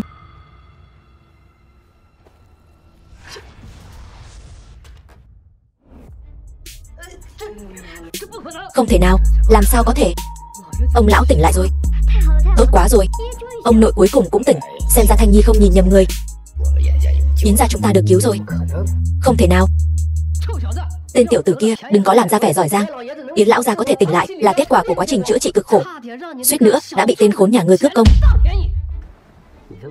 Da mặt của ông còn dày hơn cả mặt đường. Anh, nhưng cũng vừa hợp với ông đó. Càng lớn tuổi, càng không biết nhục. Cái thứ súc sinh. Đừng cãi nữa, lão gia tỉnh lại là chuyện tốt. Yến gia chúng tôi sẽ không bạc đãi hai vị. Không đúng. Chúc mừng cha đã tỉnh lại. Chúc mừng ông nội đã cải tử hoàn sinh. Cha cảm thấy không khỏe chỗ nào sao? Ông ơi, con là Nhã Thanh đây. Ông nhìn con nè. Ba nghe thấy không? Ba, cái này, chuyện này là sao? Thằng khốn này, anh đã làm gì ba tôi? Yến Nhã Thanh, nếu ông nội xảy ra chuyện gì, chị sẽ là tội đồ của Yến gia. Tôi tin chắc ông nội sẽ ổn thôi. Tôi tin Diệp Thành, bộ dạng không biết gì của anh ta bây giờ đã lực bất tòng tâm rồi. Chẳng qua lão gia chỉ tạm thời tỉnh dậy. Nếu để tôi tiếp tục chữa trị, tôi đảm bảo lão gia sẽ khỏe mạnh trở lại. Vậy thì nhờ cả vào Hoa Thần Y vậy. Ba, ông nội, chuyện gì đây? Cái này, chính tên này đã làm lỡ thời gian trị bệnh tốt nhất, dẫn đến khí huyết của lão gia bị đảo ngược, bệnh tình chuyển biến xấu đi. Im miệng. Tiếc thật, mình chậm hơn Kim Sơn một bước rồi. Nếu không, thiên nhãn sẽ mở ra hoàn toàn, chắc chắn có thể biết được tình trạng của lão gia. Chủ nhân, trong người Yến lão gia có gì đó, cô có thể thấy sao? Đúng vậy. Đây là... Ai bảo anh chữa bệnh bằng đường tắt? Lão gia suýt chút nữa bị cậu tiễn lên trời rồi. Cậu còn làm gì ở đây nữa? Đừng tưởng rằng dùng thuật che mắt là có thể đánh lừa được chúng tôi. Sao giờ đến thở mà cũng không dám thế? Không phải vừa rồi anh nói ngũ hành mắt mũi gì đó sao? Hoa Thần Y, dựa vào bảo vật mà Yến gia tặng cho anh. Nhờ anh hãy xem thử mạch của lão gia. Anh xem lão gia rốt cuộc đang bị gì. Chuyện nhỏ. Nếu tôi phát hiện anh giở trò xấu gì sau lưng để làm hại lão gia, Yến gia tôi sẽ băm anh ra thành trăm mảnh, sẽ khiến cho tên lang băm này phải trả giá đắt. Mạch tượng của lão gia hiện đang rất yếu, khí huyết ở lồng ngực bị ứ đọng, sợ là khó mà qua khỏi. Chuyện này sao có thể như vậy được? Thân phận của anh Diệp, nhưng đều là do con nhỏ này tin vào những thứ yêu ma quỷ quái. Là do cô làm lỡ việc trị bệnh của ông nội. Chẳng lẽ cô muốn hại lão gia đi đời? Chị à, chị vì tài sản của gia đình này mà cũng không tha cho ông nội. Chị không có ý đó, tôi không tin. Tất cả chuyện này là lỗi do cô, khốn kiếp. Sao các người cứ vo ve như ruồi nhặng, nói mãi không dừng. Tên khốn này, anh nói ai thế? Tôi nói Phong Long, ai được người đó gãi. Anh chán sống mà, im miệng hết đi. Diệp Thành à, tình hình của lão gia thế nào? Anh cứ trực tiếp nói với tôi. Chú Yến à, thật ra lão gia, cậu lại định giả ma giả quỷ gì nữa? Một tên lang băm giả thân giả quỷ thì còn mong hắn hiểu gì về y thuật chứ? Sợ là hắn sẽ lại nói lão gia chúng ta nữa đấy. Chị coi thần y mà chị tìm về kia, đúng là làm trò cười cho thiên hạ. Anh à, Nhã Thanh, hai người không phải bị tôi nói trúng tim đen rồi chứ? Bên ngoài thì tỏ vẻ nhân từ, nhưng thật ra tâm địa lại xấu xa, muốn tiễn ba tôi lên đường để cuỗm hết gia sản đúng không? Tôi chỉ muốn chữa khỏi bệnh cho ông nội, sao chú lại nói thế? Chuyện đã đến nước này, cô còn giả ngu gì chứ? Ôi chị ơi, lòng dạ chị như rắn độc. Ông nội thương chị như vậy mà chị lại cấu kết với người ngoài để hãm hại ông. Tôi thật sự không có. Anh Thanh à, anh có thể cứu ông nội tôi đúng không? Im lặng. Hoa thần y à, chuyện lúc nãy là do Yến gia tôi không đúng, mong anh đừng trách chúng tôi. Việc chữa trị cho lão gia vẫn phải trông cậy vào anh. Chúng ta đã làm bạn nhiều năm rồi, nên tôi sẽ dùng bí thuật 30 châm đế sư đã dạy cho tôi để đã thông kinh mạch cho lão gia. Bí thuật 30 châm mình dạy sao? Cảm ơn Hoa thần y, nhưng tên tiểu tử này đã xúc phạm đến tôi. Chỉ cần hắn quỳ xuống nhận lỗi, tôi sẽ chữa cho lão gia ngay. Tên tiểu tử, sao còn chưa quỳ xuống? Này, đang nói anh đấy, nghe thấy không? Chó cắn tôi một cái, tôi phải cắn lại nó sao? Anh, câm miệng. Anh Thành, anh mau nói đi, nói anh có thể chữa khỏi cho ông nội. Nhã Thanh à, con im miệng đi. Con từng nói thằng nhóc này đã cứu con. Cha đã chọn tin hắn ta, cha đã cho anh ta cơ hội rồi. Nhưng mọi chuyện đã đến nước này, con vẫn chưa tỉnh ngộ sao? Cha, con tin anh Thành. Thật là ăn cơm nhà lo chuyện thiên hạ. Anh hai à, anh nuôi được đứa con gái ngoan đấy. Theo tôi thấy, chắc chắn nó bị tên khốn này bỏ bùa nên mê muội rồi. Anh hai à, anh thấy đúng không? Cha, anh Thành không phải người như vậy. Ôi chị ơi, chị mở miệng ra liền gọi anh Thành, thật là vô liêm sỉ, làm mất mặt nhà họ Yến thật sự. Diệp Thành, Yến Minh Quân ta là một người công bằng. Anh cứu con gái tôi, bây giờ để công bằng giữa ân và tội.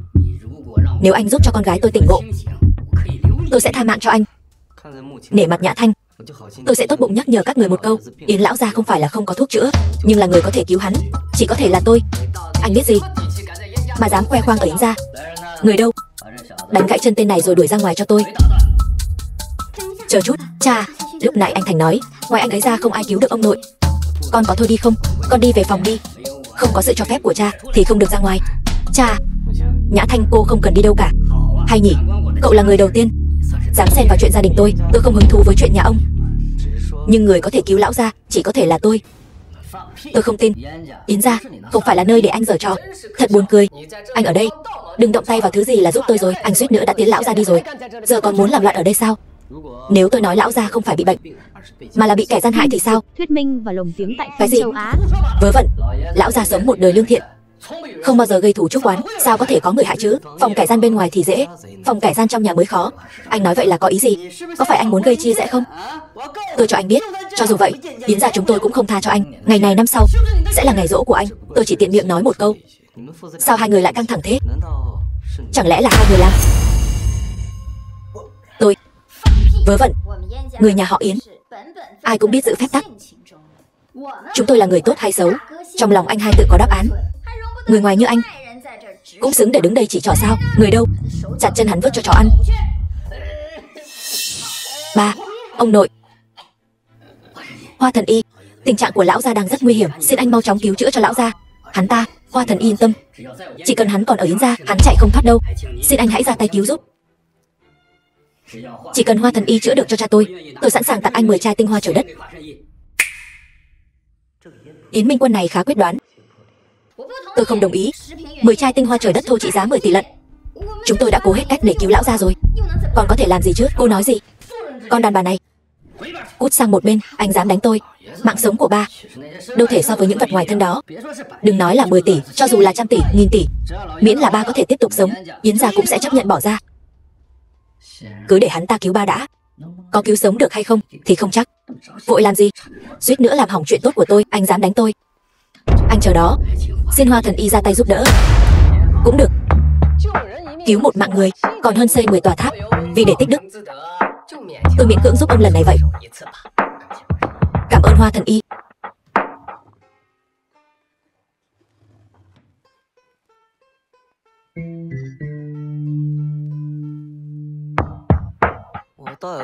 Tôi muốn xem bí thuật 30 châm mà đế sư tận tay chỉ dạy ông đã học được bao nhiêu.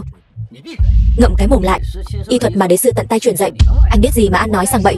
Trong lúc châm kim, tôi cần các người giữ yên lặng. Nếu không, thuật đã thông kinh mạch của tôi sẽ phản ngược lại lão gia. Đến lúc đó có thần tiên cũng khó cứu. Bí thuật 30 châm mà đế sư dạy tôi là bí thuật thiên cơ bất khả lộ.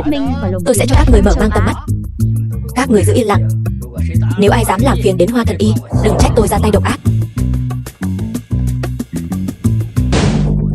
Múa rìu qua mắt thợ, làm đại đại cho qua mặt rồi tính tiếp. May mà mình biết châm cứu. Đối phó với bọn người này, nhiêu đây cũng đủ rồi. Nếu không chắc đã bị phát hiện rồi.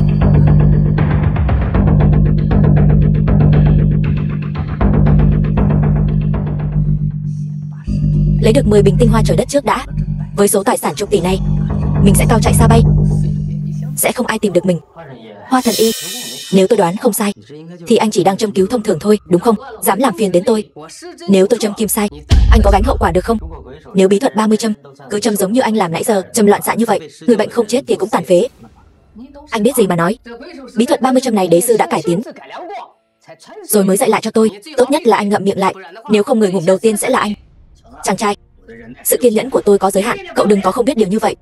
Anh Thanh à, cô điên rồi sao? Đã là lúc nào rồi mà còn tin hắn? Có tin tôi xử anh ta ngay không? Ba, chú Hai, con khuyên hai người hãy ngăn tên Hoa Thần Y này lại. Nếu châm cứu không đúng chỗ, Yến lão gia sẽ không còn sống được lâu. Nhảm nhí. Nếu anh biết thì tới châm cứu đi, tôi không làm nữa. Đồ ngu ngốc. Nếu anh làm lỡ chuyện chữa trị của Hoa Thần Y, tôi cảnh cáo anh có ngủ mấy lần cũng không đền hết tội cho Yến gia. Im miệng. Ba, con nghĩ ba vẫn nên tin những gì anh Thành nói. Đồ không biết xấu hổ. Đây là thời điểm quan trọng để cứu ông nội. Cô còn ở đây nói nhăng nói cuội. Dì hai dì ăn nói cho cẩn thận. Con là vì nghĩ cho ông, sao lại Thành không biết xấu hổ? Hơn nữa, anh Thành đã cứu mạng con tin anh ấy. Nhã Thanh, con đừng nói nữa. Ông nội bị hắn hại ra nông nỗi này, con còn nói đỡ cho hắn. Nếu không có Hoa Thần Y, ông nội đã đi chầu ông bà rồi. Kể từ bây giờ, không ai được phép làm phiền Hoa Thần Y. Nếu có ai quấy rầy Hoa Thần Y, đừng trách tôi vô tình. Yên tâm, có tôi ở đây, ông nội cô sẽ không sao đâu. Tôi hoàn toàn tin tưởng anh. Anh cứ yên tâm chữa trị cho lão gia. Nếu có ai dám làm phiền anh nữa, tuyệt đối sẽ không tha cho họ.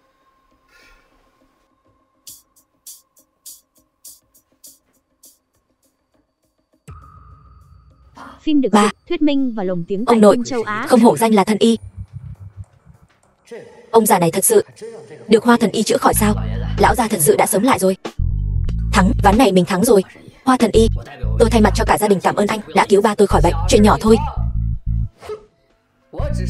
Tôi chỉ dùng 3 kim đã có thể đưa lão gia từ cửa tử trở về. Anh còn gì để nói không? Hoa Thần Y vừa ra tay, bệnh tình của ông nội đã tốt hơn rồi. Còn anh ra tay thì ông nội tôi nằm ngay cửa tử. Nói đi, là ai đưa anh tới? Nói đi, có phải anh được Yến Nhã Thanh đưa tới để hại ông nội không? Anh Hai, nếu Nhã Thanh có liên quan đến chuyện này, anh phải xử lý thật nghiêm khắc đấy. Đồ lòng lang dạ sói, chuyện hãm hại gia chủ mà cũng làm được sao? Nếu dựa theo gia pháp mà nói, anh Hai à, anh cũng thật đáng trách. Bác Hai, bác vốn là người ngay thẳng, nhưng nếu bác lợi dụng quyền lực cá nhân vào chuyện này thì địa vị của bác ở Yến gia này chỉ tồn tại trên danh nghĩa thôi. Nhã Thanh, con làm ta thất vọng quá. Ba ơi, không phải như vậy đâu. Con muốn chữa bệnh cho ông thật mà. Thực ra thân phận của Diệp Thành là... Vẫn chưa biết sai sao? Ba, con còn dám cãi? Ông quá đáng vừa thôi Yến Minh Quân. Chuyện gia đình tôi cậu cũng dám xen vào ư? Cậu muốn đi bán muối sao? Con gái của mình mà không tin, lại tin vào lời vu khống của kẻ xấu, vậy cũng đáng làm ba sao? Cậu là cái thá gì? Chuyện gia đình tôi, cậu không xứng để xen vào. Quốc có quốc pháp, gia có gia quy, phạm sai lầm thì phải nhận. Tôi nói đúng không? Cút. Còn chưa đủ sao? Cậu thật kiêu ngạo, nhưng cũng chẳng có thực lực gì. Cậu cũng coi thường tôi quá rồi đó.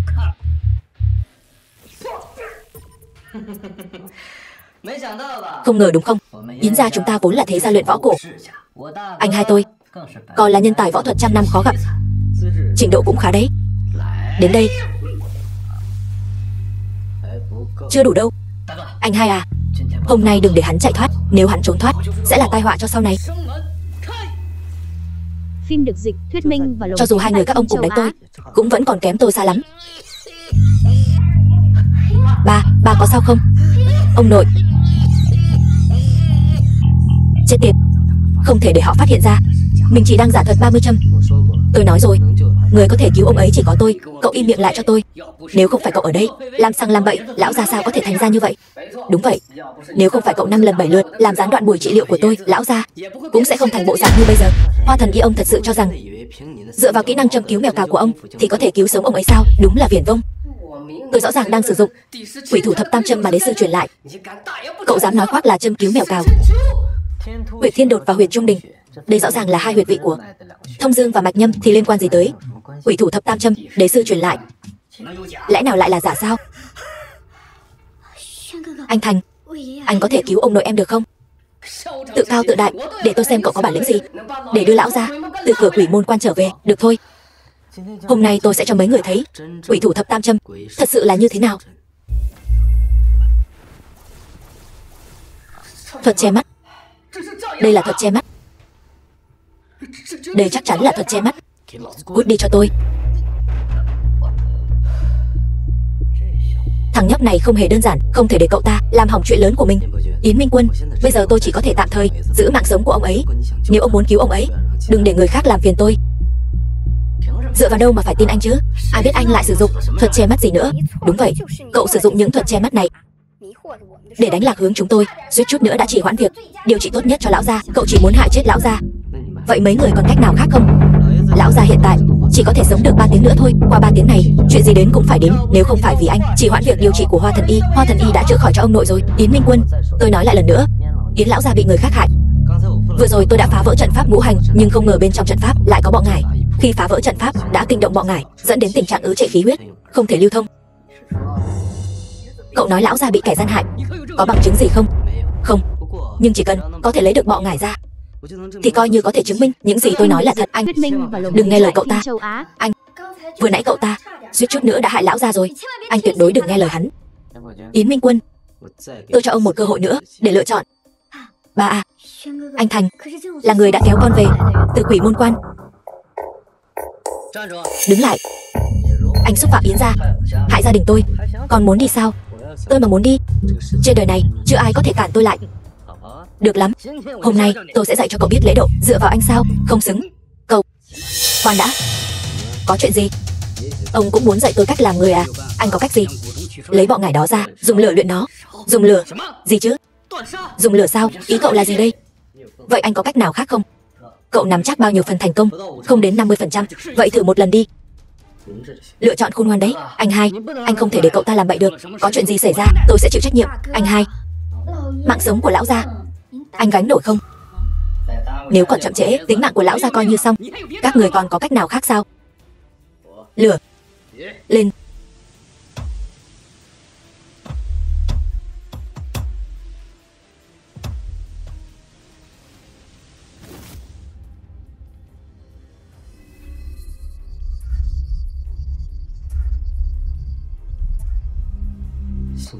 Đúng là không phụ lòng người.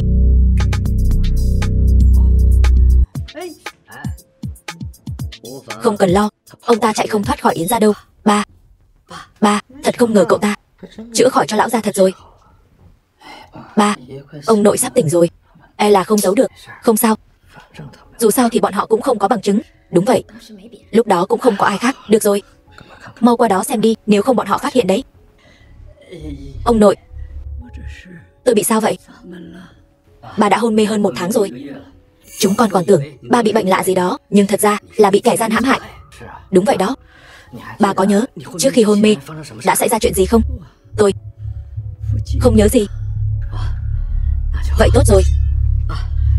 Anh hai, anh yên tâm, chuyện này tôi sẽ điều tra cho rõ, đòi lại công bằng cho ba. Kẻ chủ mưu làm chuyện này không phải là anh sao? Cậu nói năng vớ vẩn.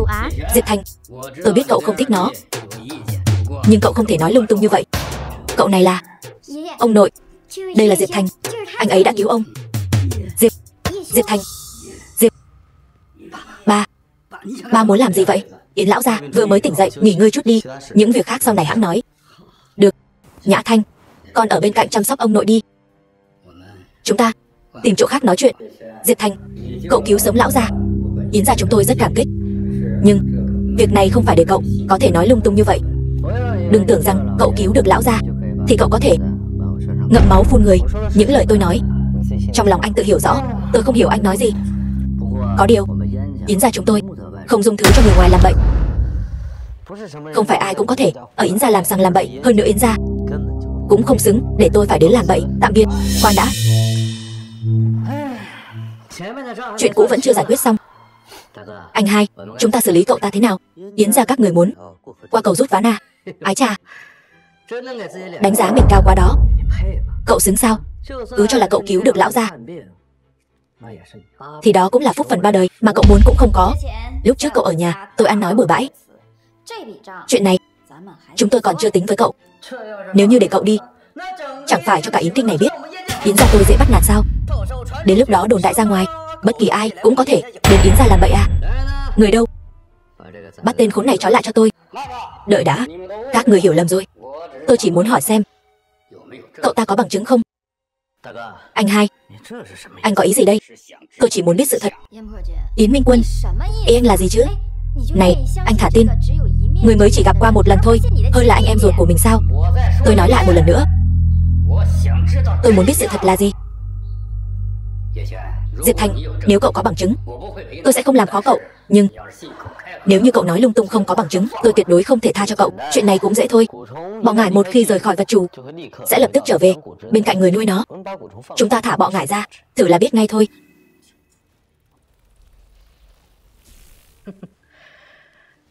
Cậu còn gì để nói nữa không? Đúng đó, con dám vu không Yến gia ta. Lần này ông trời cũng không cứu được cậu đâu. Diệp Thành, cậu không có gì giải thích sao? Trên người anh ta chắc chắn có bùa gì đó. Vậy sao anh không nói? Trên người chú tôi cũng có bùa luôn đi. Anh hai, anh còn đợi gì nữa? Tên này 3 lần 4 lượt lừa gạt Yến gia. Bây giờ cậu ta còn bôi nhọ danh dự của tôi. Anh hai, anh phải làm chủ cho tôi. Nếu không, e là sẽ làm mất đi thanh danh gia chủ Yến gia. Diệp Thành, vậy đừng trách tôi xuống tay với cậu. Chờ chút, sắp xuống lỗ rồi, còn muốn nói gì nữa sao? Bây giờ cũng vừa lúc. Anh ta mới chữa trị cho ông nội xong, hao tổn nhiều công sức, bây giờ chắc đã hết sức rồi. Chúng ta nhân lúc này xử luôn anh ta. Nói đúng lắm, không hổ danh là con trai tôi. Anh hai, 3 người chúng ta cùng nhau xử lý anh ta. Yến Minh Quân, ông thật sự muốn biết sự thật sao? Vậy tôi sẽ cho ông biết. Dựa vào đâu mà tôi phải tin cậu? Tin hay không thì tùy.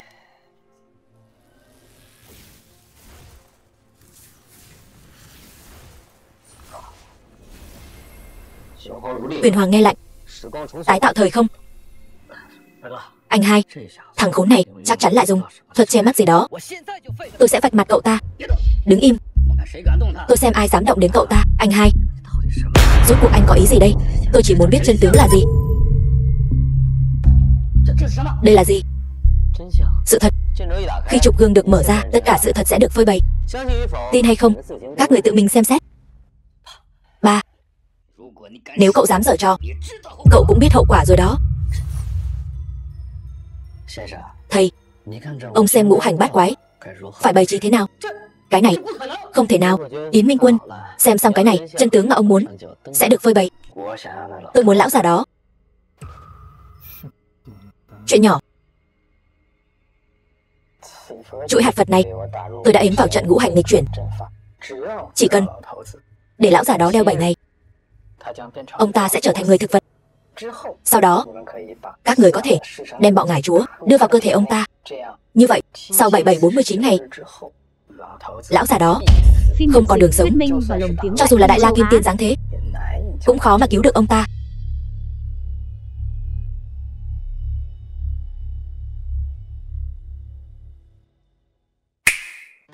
Ba nhìn này, mấy thứ quý giá này là do cháu trai của ba đặc biệt đi tìm khắp nơi để tặng ba. Vậy à? Ba nhìn cái này xem. Đây là bức tranh nổi tiếng nhất thế giới, bức ngũ nhạc đồ đấy. Chúc ba sức khỏe vững chãi như núi, không gì lai được. Tốt lắm. Ba xem những viên pha lê này đi. Món đồ trang trí này dùng những viên đá pha lê dưới đáy đại dương tạo thành đấy. Không dễ dàng gì có được, đều là thứ hiếm có khó tìm. Cái này trên thế giới chỉ có mấy viên này thôi. Tất cả đều do cháu trai ba tặng đó. Ôi, cháu trai của tôi thật có lòng. Được lắm, không buộc ông nội thương con. Ba nhìn này, Chuỗi hạt này, cháu trai của ba đặc biệt lặn lội xa xôi đến Ấn Độ thỉnh về đó. Cái này sao? Đúng vậy. Ba nhìn xem, chuỗi hạt này không chỉ có công dụng kỳ diệu trong việc duy trì sức khỏe, ngoài ra còn có công dụng thần kỳ, kéo dài tuổi thọ. Tốt quá. Ba nhất định phải đeo nó mọi lúc mọi nơi. Tốt. Tốt lắm.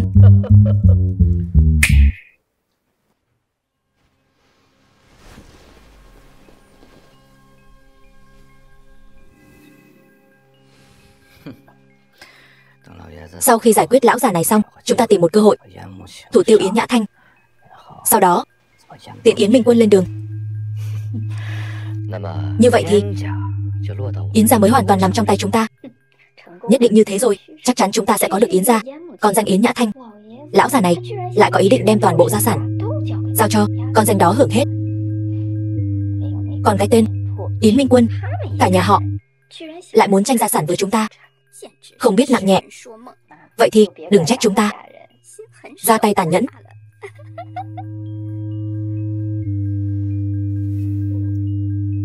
Yến Minh Quân, ông cũng rõ hết rồi. Được lắm. Cả nhà các người đúng là không bằng cầm thú. Yến Phát Đạt, cậu còn lời nào để nói không? Anh hai anh em chúng ta vào sinh ra tử mới có được ngày hôm nay. Anh không tin tôi sao? Yến Minh Quân, anh tốt nhất đừng ép chúng tôi đến bước đường cùng. Vậy cậu nói tôi biết mấy chuyện này là sao? Anh hai, không phải đâu, không phải chúng tôi làm. Chắc chắn tên khốn này cậu ta đã giở trò, dùng những thứ ma thuật. Đúng, chắc chắn anh ta đã giở trò gì đó. Anh ta chẳng qua chỉ là con chó rách từ Bình Giang thôi, làm sao có thể vừa biết y thuật vừa biết quay ngược thời gian chứ? Nếu thật sự có khả năng này, làm sao có thể vô danh như vậy? Yến gia chúng ta cũng chưa từng nghe thanh danh của anh ta. Đúng vậy anh hai, cái loại cư sĩ ẩn giật như này, đúng là các bậc cao nhân ở Long Quốc chúng ta đều hiểu biết sơ lược về mọi thứ, nhưng đó giờ chúng ta chưa từng nghe qua tên người này. Ngoài ra cậu ta còn trẻ như thế, nếu là thật thì trình độ cậu ta tới đâu chứ? Chuyện này là không thể nào đúng không? Đúng đó. Chú à, mẹ cháu nói rất có lý. Nếu anh ta thật sự có khả năng đó, vậy chẳng phải anh ta có năng lực hơn tứ đại chiến thần sao? Làm sao có thể vô danh tiểu tốt như vậy, còn mặc mấy thứ rẻ tiền như vậy, đi khắp nơi lừa gạt người khác? Nói, cậu đến Yến gia rốt cuộc có mục đích gì? Im miệng hết cho tôi. Các người còn muốn rảo biện? Hôm các người tặng quà, chúng tôi cũng có mặt. Các người mời cái tên thầy phong thủy đó về, tôi cũng tận mắt nhìn thấy. Nếu cậu ta giở trò, làm sao cậu ta có thể khôi phục câu chuyện hôm đó giống từng chi tiết một? Chuyện đến nước này, các người còn dám ăn nói đặt điều? Yến Minh Quân, ông mau ra đây cho tôi. Là ai to gan? Yến Minh Quân, mau bước ra đây. Đây là ai? Tôi đang giải quyết chuyện gia đình, đừng tự làm mất mặt mình chứ. Ý anh là tôi tự tìm phiền phức sao? Anh Kim à, tôi không nói anh, tôi đang bận chút việc riêng, không biết là anh đến. Thật xin lỗi. Yến Minh Quân, con gái của anh thật có bản lĩnh. Anh Kim, ý anh là sao? Chẳng lẽ con gái tôi đắc tội với anh? Chuyện này có hiểu lầm gì không? Hiểu lầm sao? Con trai tôi đã tàn phế rồi, thì hiểu lầm gì ở đây? Anh Kim, anh nói sao? Ai đã làm chuyện đó? Yến gia chúng tôi nhất định sẽ đòi lại công bằng cho anh. Đòi lại công bằng sao? Vậy thì đưa con gái anh ra đây để tôi xử lý. Cái gì? Ba, ông nội mệt rồi, con sẽ đưa ông đến phòng làm việc nghỉ ngơi. Ba, sao ba nhìn con như vậy? Con đã làm gì Kim thiếu gia? Hắn bị cắt đứt gân cốt, bị đánh gãy xương, tất cả là do hắn tự chuốc lấy. Cô nói sao? Con thật là làm chuyện tốt thì ít, chỉ có phá là hay. Yến Minh Quân, sao các người không hỏi nguyên nhân của chuyện này? Trừ khi cậu chính là người từ nhóm Tà Thuật Nông Doanh đến. Chàng trai, tôi khuyên cậu chú ý ăn nói một chút. Rốt cuộc là chuyện gì? Chuyện này không liên quan đến Nhã Thanh, là do hắn tự chuốc lấy, không thể trách người khác. Các người có chuyện gì thì đến tìm tôi. Đúng, đáng đời hắn. Yến Minh Quân, người mà con gái ông đưa về, tên khốn này không chỉ tu luyện tà thuật mà còn hủy hoại con trai tôi. Anh nói xem, chuyện này giải quyết như thế nào? Tà tu sao? Cái gì? Anh ta tu luyện tà thuật sao? Vậy là rõ ràng rồi, hắn là người tà đạo. Anh hai, những gì anh vừa nhìn thấy đều do thuật che mắt. Chắc thằng nhóc này cố tình khiêu khích chúng ta. Đúng rồi, nhất định là thằng khốn này đã dùng tà thuật để hãm hại chúng ta. Ba, là Diệp Thành đã cứu mạng con, cũng là anh chữa khỏi bệnh cho ông nội. Yến Thanh, con đừng nói nữa. Thật buồn cười. Ý anh là sao? Đường Đường là người của Yến gia, chỉ dựa vào lời nói một phía của người khác là bắt đầu bán tín bán nghi, đến từng tuổi các người. Ai cũng hồ đồ như vậy sao? Hổ không gầm. Anh lại tưởng Yến gia chúng tôi là con mèo à? Ông nói ngược rồi. Con hổ không gầm chính là tôi.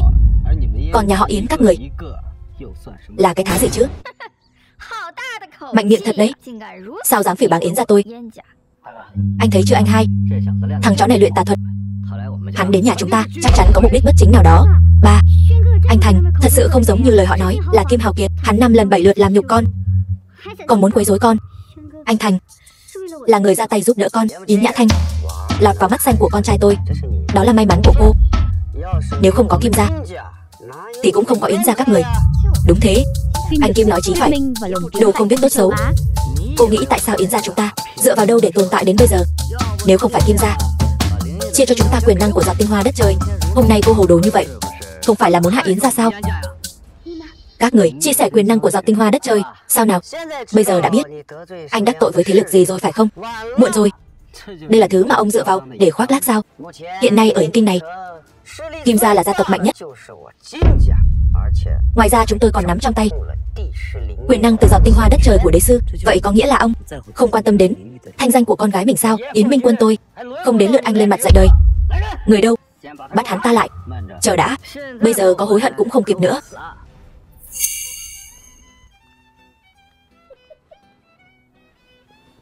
Bắt đầu từ hôm nay, cắt đứt mọi hợp tác với Kim gia, lấy lại tất cả giọt tinh hoa đất trời của Kim gia. Tôi không nhìn nhầm chứ? Tên tiểu tử đã là thời đại nào rồi? Anh vẫn còn xài điện thoại cũ vậy sao? Anh nên để nó trong viện bảo tàng, có thể làm vật trưng bày đó. Nghèo kiết xác ra, còn ở đây giả vờ giả vịt. Anh nghĩ anh là ai? Một cuộc điện thoại có thể cắt đứt con đường làm ăn mấy chục năm của Kim gia sao? Tôi xem thường anh rồi nhỉ? Trả giày cho tôi anh còn không xứng. Lát nữa ông sẽ biết, dù ở Yến Kinh hay là Long Quốc, người dám nói chuyện với tôi như thế không tới 5 người. Thật trùng hợp ở Long Quốc dám nói chuyện với tôi như vậy một người cũng không có. Tên tiểu tử, có phải anh bị dọa sợ rồi không? Anh tưởng anh là thiên vương sao? Như này đi, trước tiên anh quỳ xuống lại anh Kim ba lạy, sau đó lại chui qua chân tôi. Tôi có thể sẽ xin anh Kim tha cho anh. Anh dám đánh tôi đánh anh thì sao? Anh còn dám nói lung tung, có tin tôi đánh ông tàn phế luôn không? Dám đánh ba tôi còn ồn ào nữa, anh cũng sẽ bị trừng phạt cùng ba anh. Thảo nào kiêu ngạo như vậy. Tôi quên mất, anh là kẻ xấu, học được tà thuật từ Đông Doanh. Lão Tử, lão Mã, nhờ vào hai người rồi. Này, hai người này là anh em song sinh sao? Hai người này là Yến Kinh song hùng. May mà mình chưa trở mặt với Kim Sơn.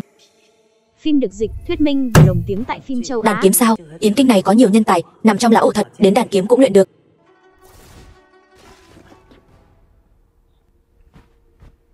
Được đấy, có một chút bản lĩnh đấy. Nhưng đối với tôi cũng chỉ là ruồi muỗi thôi. Hai vị, tên khốn này dèm pha hai vị như vậy, hai người đừng tha cho hắn, cứ chơi tới đi. Có chuyện gì thì tôi chịu trách nhiệm. Chiêu diễn đàn sao? Hôm nay sẽ cho các người về đoàn tụ với tổ tiên.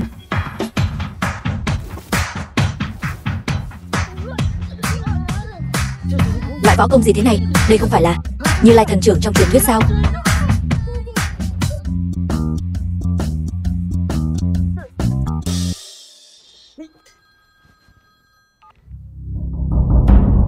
Alo, không ổn rồi, quyền năng của tinh hoa đất trời bị thu hồi lại rồi. Cái gì? Giọt tinh hoa đất trời bị thu hồi lại rồi. Anh rốt cuộc là ai? Anh chưa đủ tư cách để biết đâu. Được thôi, anh cứ chờ đó. Đừng nghĩ rằng biết một chút tà thuật thì có thể kiêu ngạo như vậy. Tôi nhất định sẽ quay lại tính sổ với anh. Anh Kim à, bởi vì anh, con trai của Kim gia đã tàn phế rồi, Yến gia tôi phải chịu tội. Cũng là bởi vì anh, chúng tôi đã đắc tội với Kim gia. Chỉ mỗi Kim gia thôi mà. Làm sao? Anh có biết ở Yến Kinh, Kim gia là thế lực mạnh nhất. Ngay cả Yến gia chúng tôi cũng phải dựa vào họ để tồn tại. Đừng nói chỉ mỗi Kim gia, cho dù toàn bộ Yến Kinh không xứng đáng là đối thủ của tôi. Anh hai à, Anh cũng thấy rồi đó, hắn luyện tà thuật. Hơn nữa hôm nay đã đắc tội với Kim gia. Nếu hôm nay không diệt trừ hắn, Yến gia có sa cơ thất thế, sẽ mãi mãi không vực dậy được. Anh hai anh còn chần chừ gì nữa? Chỉ có tiêu diệt hắn, chúng ta mới có thể có cơ hội cải tử hoàn sinh. Diệp Thành, cho dù anh từng cứu con gái tôi và ba tôi, thì tôi cũng chỉ có thể cho cậu một cơ hội cuối cùng. Tự phế bỏ tà thuật, tôi sẽ chừa cho cậu một con đường sống. Cho tôi một con đường sống sao? Chỉ dựa vào các người. Ba đang làm gì vậy? Diệp Thành đã cứu 2 mạng người Yến gia. Sao ba có thể vô lý như vậy chứ? Hắn là người tu tà đạo. Hôm nay Yến gia tha cho hắn, sau này Yến gia ta sẽ bị Long Quốc tính sổ. Yến Minh Quân, trong lòng ông, mạng của con gái ông không quan trọng bằng việc làm ăn, danh tiếng của con gái ông cũng không quan trọng bằng ý muốn của tên vô lại Thiên Kiếu ra sao? Diệp Thành, cậu là cái thá gì mà dám nghi ngờ phán đoán của tôi? Nếu không phải vì cậu từng cứu người của Yến gia, giúp ba tôi khỏe lại, thì cậu đã sớm ngủm rồi. Tôi tôn trọng cậu nên mới gọi cậu một tiếng Diệp Thành. Tôi coi thường cậu thì ngay cả con chó của Yến gia cậu cũng không bằng. Nghe chưa? Cậu ở Yến gia còn không bằng một con chó. Tiểu tử, cậu cũng không tự xem lại mình. Cậu đang ở tầng lớp nào? Rác rưởi Yến gia vứt đi, anh nhặt về đi, chắc cũng đủ anh sống cả đời. Có người khi sinh ra đã ở ngay vạch đích, có người dù cố gắng cả đời cũng không với tới được vị trí này. Mà anh, người trong đống rác thải đó, sẽ không bao giờ với tới được. Các người làm tôi thật thất vọng. Anh Thành, xin lỗi anh. Được rồi, không hổ danh là gia tộc đứng đầu Yến Kinh, thật là oai phong. Các người quên rồi ư? Ông nội dạy chúng ta làm người phải khiêm tốn, phải sống tốt với người khác. Bây giờ mọi người làm thế thì có đúng với những điều ông nội đã dạy dỗ hay không? Cô mà có quyền nói sao? Ông nội cô dạy chúng tôi cách làm người, nhưng chưa bao giờ dạy chúng tôi cách đối xử với rác rưởi. Cô cái gì? Hôm nay đắc tội với Kim gia đều là lỗi do cô. Chờ vài ngày nữa chúng tôi đưa cô đến tạ lỗi với Kim gia. Nếu đắc tội với họ, Yến gia chúng ta sẽ không ngóc đầu lên được, thì cô sẽ là tội nhân lớn nhất. Yến Nhã Thanh, Diệp Thành đã cho chị ăn bùa mê thuốc lú gì lại khiến chị dại trai như vậy? Chị đừng quên, chị là người của Yến gia, phải lo nghĩ cho gia tộc Yến là trách nhiệm đầu tiên của chị. Yến gia thật là nuôi ong tay áo. Cô gây ra cho Yến gia phiền phức lớn như vậy, cô phải hoàn toàn chịu trách nhiệm. Đúng vậy, cô làm ảnh hưởng đến sự phát triển của gia tộc, cô phải hoàn toàn chịu trách nhiệm. Yến Minh Quân, tôi muốn nghe ý của ông. Thường những chuyện lo nghĩ cho gia tộc là bổn phận của người nhà họ Yến. Nếu hôm nay tôi hy sinh vì Yến gia, tôi ra đi cũng nhắm mắt. Nhã Thanh, con là người của Yến gia, đóng góp một chút cho sự nghiệp của Yến gia cũng là chuyện nên làm. Ba, Nhã Thanh, rồi con sẽ hiểu tại sao ba lại chọn cách này. Ông có chắc đây là câu trả lời của ông không? Dạ vờ cái gì? Yến gia tôi không đến lượt anh nói. Thành công. Anh chán sống rồi.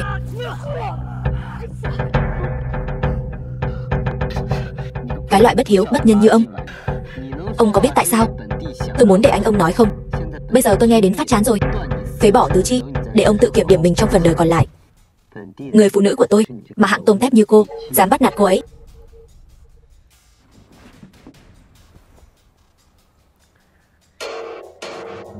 Yến Minh Quân, hôm nay tôi tha cho ông một mạng, coi như là trả cho ông công ơn nuôi dạy Yến Thanh. Kể từ hôm nay, hai người không còn liên quan gì đến nhau nữa. Chúng ta đi.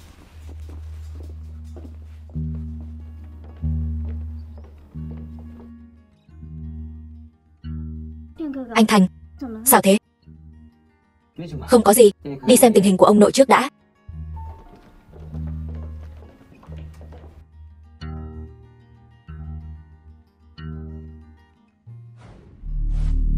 Đứng lại.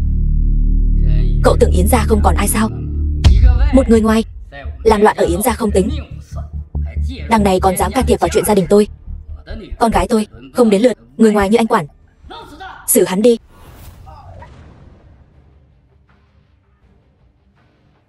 Muốn đi sao?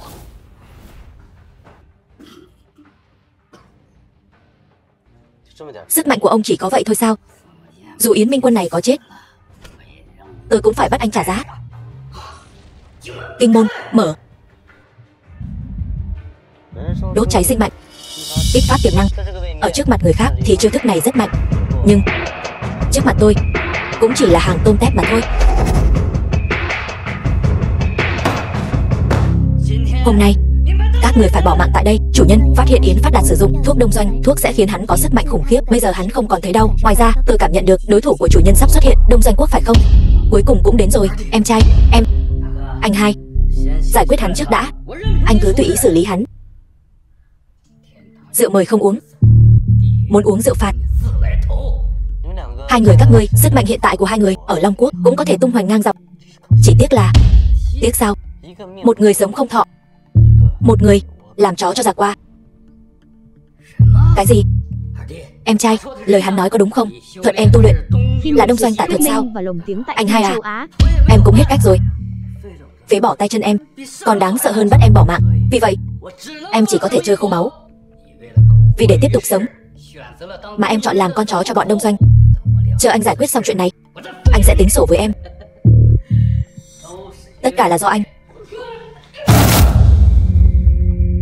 Con kiến nhỏ bé mà dám hỗn xược với ta. Được nha, cũng thú vị đấy. Thằng nhóc không biết trời cao đất dày. Cùng một chiêu thức, với tôi mà nói, trước mặt tôi đây, không cần giả vờ đâu. Anh hai, anh còn đợi gì nữa? Cậu chọn làm con chó theo chân người đông doanh, tôi tuyệt đối không tha thứ cho cậu. Anh hai, im đi, đợi tôi xử lý xong cậu ta sẽ tính hết với cậu. Yến Minh Quân, ông cũng ngớ ngẩn thật đấy. Bây giờ em trai ông mới là ma đạo. Ông không những không chống lại anh ta mà còn thông đồng cấu kết. Ông làm vậy mới khiến Yến gia rơi vào vực thẳm không đáy. Danh con, chơi trò ly gián sao? Cậu còn non lắm, chơi trò ly gián hả? Tôi đây mà cần dùng mấy thủ đoạn này sao? Đợi tôi xử anh xong, sau đó sẽ giải quyết em trai tôi sau. Cậu nên lo việc của mình đi. Một gia tộc sống nhờ vào sự bố thí của người khác thì có nghĩa lý gì chứ? Danh con, chuyện nhà chúng tôi không đến lượt cậu quản. Tiếp chiêu đi. Dừng tay lại. Tất cả dừng tay cho tôi. 3. Đồ trời đánh. Nhã Thanh, ở đây nguy hiểm. Con mau dìu ông nội về phòng nghỉ ngơi đi. Hai thằng con trời đánh này, có biết người đứng trước mặt các người là ai không? 3. Tên này luyện tà thuật, hại Yến gia chúng ta, thậm chí còn cùng với Nhã Thanh đắc tội Kim gia. 3. Còn đang cứu Yến gia chúng ta khỏi cảnh dầu sôi lửa bỏng. Anh Diệp đây mà luyện tà thuật, đừng ăn nói hàm hồ. Quỳ xuống cho tôi. 3. Quỳ xuống.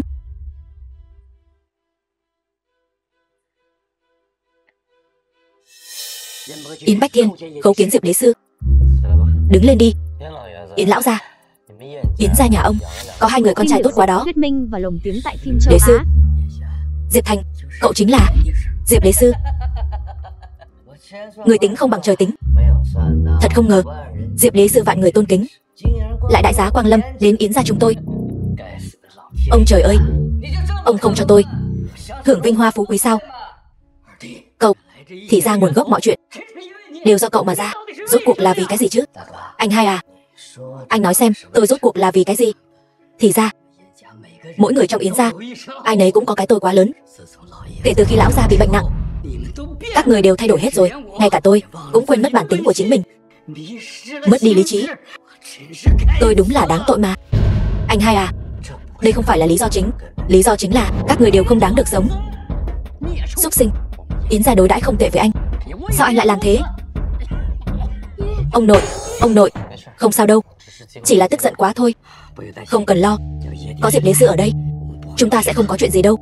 Em, sao lại biến thành bộ dạng như thế này? Tử Thanh cũng đã không còn 20 năm nay rồi. Mẹ tôi sao? Tử Thanh, chuyện này có liên quan gì đến em ấy? Cậu nói rõ cho tôi biết, tại sao Tử Thanh lại qua đời? Có liên quan gì đến cậu? Rốt cuộc chuyện quái quỷ gì đã xảy ra? Bởi vì tôi cũng yêu cô ấy. Cái gì? 25 năm trước đáng lẽ chúng tôi đã kết hôn rồi. Nhưng sự xuất hiện của anh cướp cô ấy khỏi tôi. Nhưng anh lại không trân trọng cô ấy. Mẹ, 20 năm trước, kể từ tai nạn đó, ngay cả những hoài niệm cuối cùng cũng mất theo cô ấy. Tử Thanh không còn. Tất cả là do anh. Những chuyện đã qua cứ tưởng đã quên rồi, còn tưởng anh em các người đã sớm hòa giải rồi. Không ngờ rằng anh lại ôm hận trong lòng. Cho dù là vậy, sự nghiệp quốc gia sớm bị cậu bán đứng. Cậu đó lại bám chân bọn người đông doanh đó. Từ xưa đến nay, chống lại người đông doanh chính là điều khắc sâu vào tiềm thức người Long Quốc. Đó là lịch sử mà người Long Quốc chúng ta không thể nào quên. Theo chân người đông doanh, tội không thể tha. Anh nói mấy thứ này Phim được dịch có ích gì chứ? và lồng tiếng tại phim châu Á. Người của Yến gia trước giờ chưa từng coi trọng nỗ lực của tôi, là do các người lấy đi hết tất cả. Em trai à, bà vốn dĩ muốn để gia nghiệp lại cho cậu quản lý. Bây giờ nói giao cho tôi quản lý. Các người vốn không nghĩ như vậy. Minh Quân nói không sai. Ban đầu tôi muốn đem gia nghiệp Yến gia giao cho cậu quản lý, nhưng chưa kịp công bố, tôi lại bệnh đến mức không ngồi dậy nổi. Không ngờ rằng anh lại đi theo chân đám người đông doanh đó. Chú hai, di chúc của ông nội được để trong két sắt. Chú xem thì sẽ rõ. Không cần đâu. Bây giờ tôi cũng không có con cái gì. Tất cả mọi chuyện cũng do anh hại tôi. Lão già đáng ghét. Xuống địa ngục đi. Trước mặt tôi đây, còn dám làm hại người của Long Quốc sao? Không thể nào. Rõ ràng tôi đã uống một liều thuốc gia tăng sức mạnh. Sức mạnh hiện tại của tôi đã phá vỡ mọi giới hạn. Cho dù là đế sư cũng không phải đối thủ của tôi. Lũ người đông doanh tầm nhìn hạn hẹp cũng dám ngông cuồng trước tôi. Yến Minh Quân, nếu như ông bằng được một nửa Yến Bách Thiên, Yến gia cũng không đến mức này. Nể tình Nhã Thanh, tôi tha cho ông lần này. Uống nó đi, sẽ bảo toàn được tính mạng của ông. Đa tạ đế sư. Đứng dậy đi. Dựa vào người khác để ngoi lên, cuối cùng cũng chỉ là giấc mơ hão huyền mà thôi. Tôi khuyên ông lấy mình làm gốc, bán nước cầu vinh. Tội không thể tha. Người dám làm loạn Long Quốc không có đường sống.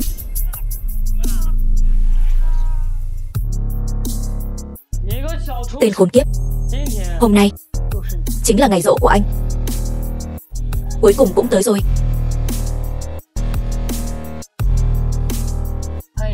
Đoán thử xem tôi là ai? Giả thần giả quỷ. Anh ta, không phải anh ta đã bị trừng trị rồi sao? Các người, lẽ nào thấy tôi trở lại không vui sao? Anh, sao anh lại không có chuyện gì? Không phải chứ, lão già Gia Cát đó không trừng trị anh sao? Ông ta dám lừa tôi à? Tôi nhớ các người nhiều lắm, vì vậy tôi mới trùng sinh một lần nữa gặp gỡ các người, tiếp tục mối duyên này. Thanh Long Điện đối xử tàn nhẫn lắm sao? Lão già Gia Cát đó quả thật tàn nhẫn lắm đấy. Tĩnh mạch toàn thân của tôi đều bị ông ta làm tắc nghẽn hết, hơn nữa chân tay và xương cũng bị ông ta làm gãy hết. Tôi còn tưởng cả đời chỉ có thể nằm một chỗ, nhưng ông trời không tuyệt đường sống của con người đã mở ra cho tôi một cơ hội. Giờ tôi không chỉ sống mà còn có thể thoải mái bay nhảy. Hơn nữa, tôi còn tu luyện được nhiều thứ mới. Chờ giải quyết hết các người, tôi sẽ đi dạy dỗ lại lão già Gia Cát đó, trả mối thù này. Anh cũng phải còn mạng mới đi được chứ. Đúng là mạnh miệng mà. Yến đại tiểu thư, đợi tôi xử lý tên khốn này xong, tôi và cô sẽ bàn chuyện hợp nhất với nhau. Thế nào? Hỗn xược, xúc sinh, còn dám nói bậy. Minh Quân, bà. Minh Quân, người đẹp, bây giờ tôi sẽ chiếm lấy cơ thể cực âm của cô. Tôi khuyên tốt nhất không nên làm vậy, nếu không tôi sẽ khiến anh chịu đựng nỗi đau thấu tận tâm can. Diệp đế sư, không thì hai chúng ta thương lượng chút. Con chó của đông doanh không có tư cách nói điều kiện với tôi. Cơ hội chỉ tới một lần, không có lần hai đâu. Tôi cũng cho anh một cơ hội. Bây giờ cút khỏi Long Quốc, nếu không ngày này năm sau chính là ngày giỗ của anh. Diệp đế sư, anh vẫn cứ ngoan cố như vậy. Mỗi người dân Long Quốc đều biết giữ gìn bản thân mình. Một nước nhỏ làm sao có thể so được với văn hóa ngàn năm của Long Quốc. Đúng là chán sống. Anh không phải là Kim Hào Kiệt. Thế nào, phát hiện ra rồi sao? Rốt cuộc anh là ai? Tôi sử dụng thân thể này của anh ta cũng là phúc phần của anh ta rồi. Tà thuật, đoạt hồn, sao anh lại biết? Người đông doanh các người chỉ có thể làm được mấy thủ đoạn dơ bẩn này thôi. Ai mà không biết, ai mà không hay chứ. Tôi chính là con trai trưởng của gia tộc Tô Cát Ngô, Tô Cát Ngô Thiên Long. Tô Cát Ngô Thiên Long, người đứng đầu đông doanh, từng tiêu diệt rắn 8 đầu, nhận được thanh kiếm huyền năng. Rắn con này đúng lúc lắm. Tôi đây lâu rồi mới gặp người ngang cơ mình đấy.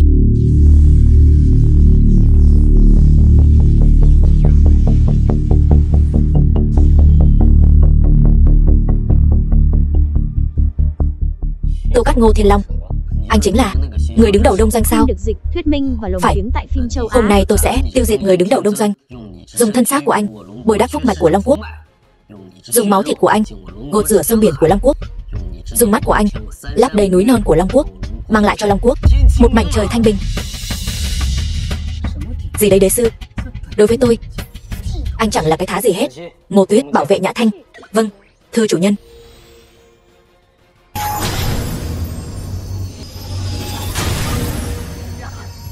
có thể đỡ được thanh kiếm huyền năng của tôi. Cũng có chút bản lĩnh đấy. Nói nhiều vô ích. Hôm nay anh không thể toàn mạng mà đi đâu. Tôi có tới 9 mạng. Muốn tôi nằm xuống đây? Nằm mơ đi. Đừng nói anh có 9 mạng. Dù anh có 90 cái mạng, tôi cũng sẽ tiễn anh lên đường.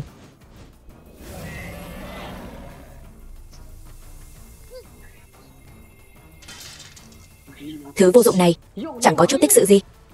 Đối phó người đông doanh, cái này gọi là huyết mạch đè xuống, áp chế huyết mạch. Bớt nói xuông đi. Định khiến tôi dối trí sao? Anh cũng có bản lĩnh chút đi. Đánh không lại thì chơi chiêu à? Nếu có bản lĩnh thì tiếp chiêu đi. Đối phó anh, tôi cũng không cần phí nhiều sức vậy. Được lắm.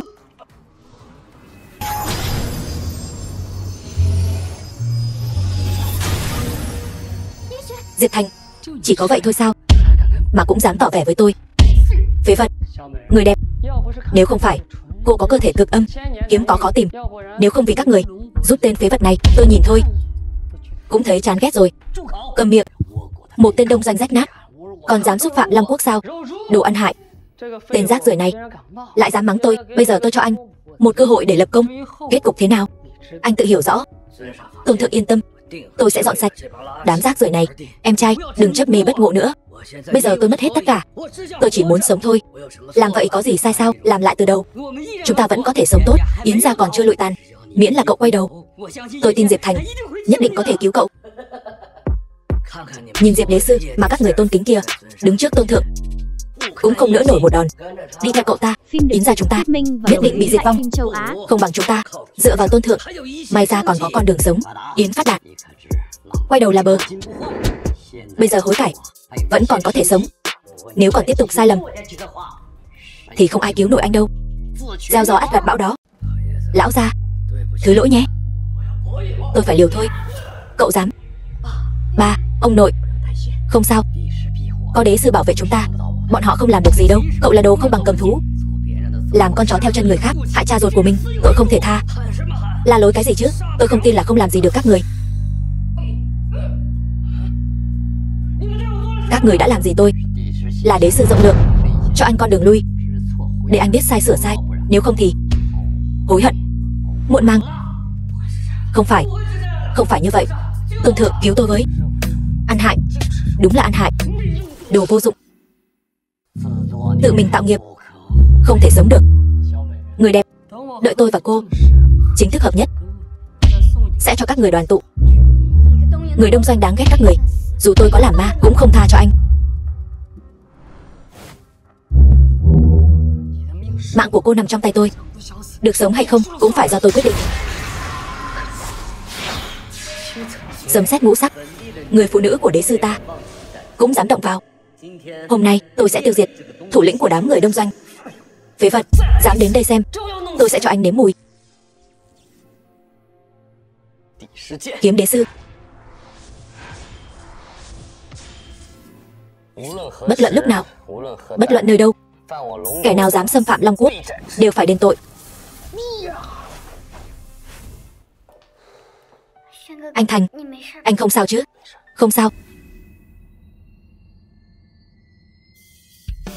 Bất luận kẻ nào, nếu như lại dám đến xâm phạm Long Quốc, sẽ không toàn thây, đầu rơi máu đổ.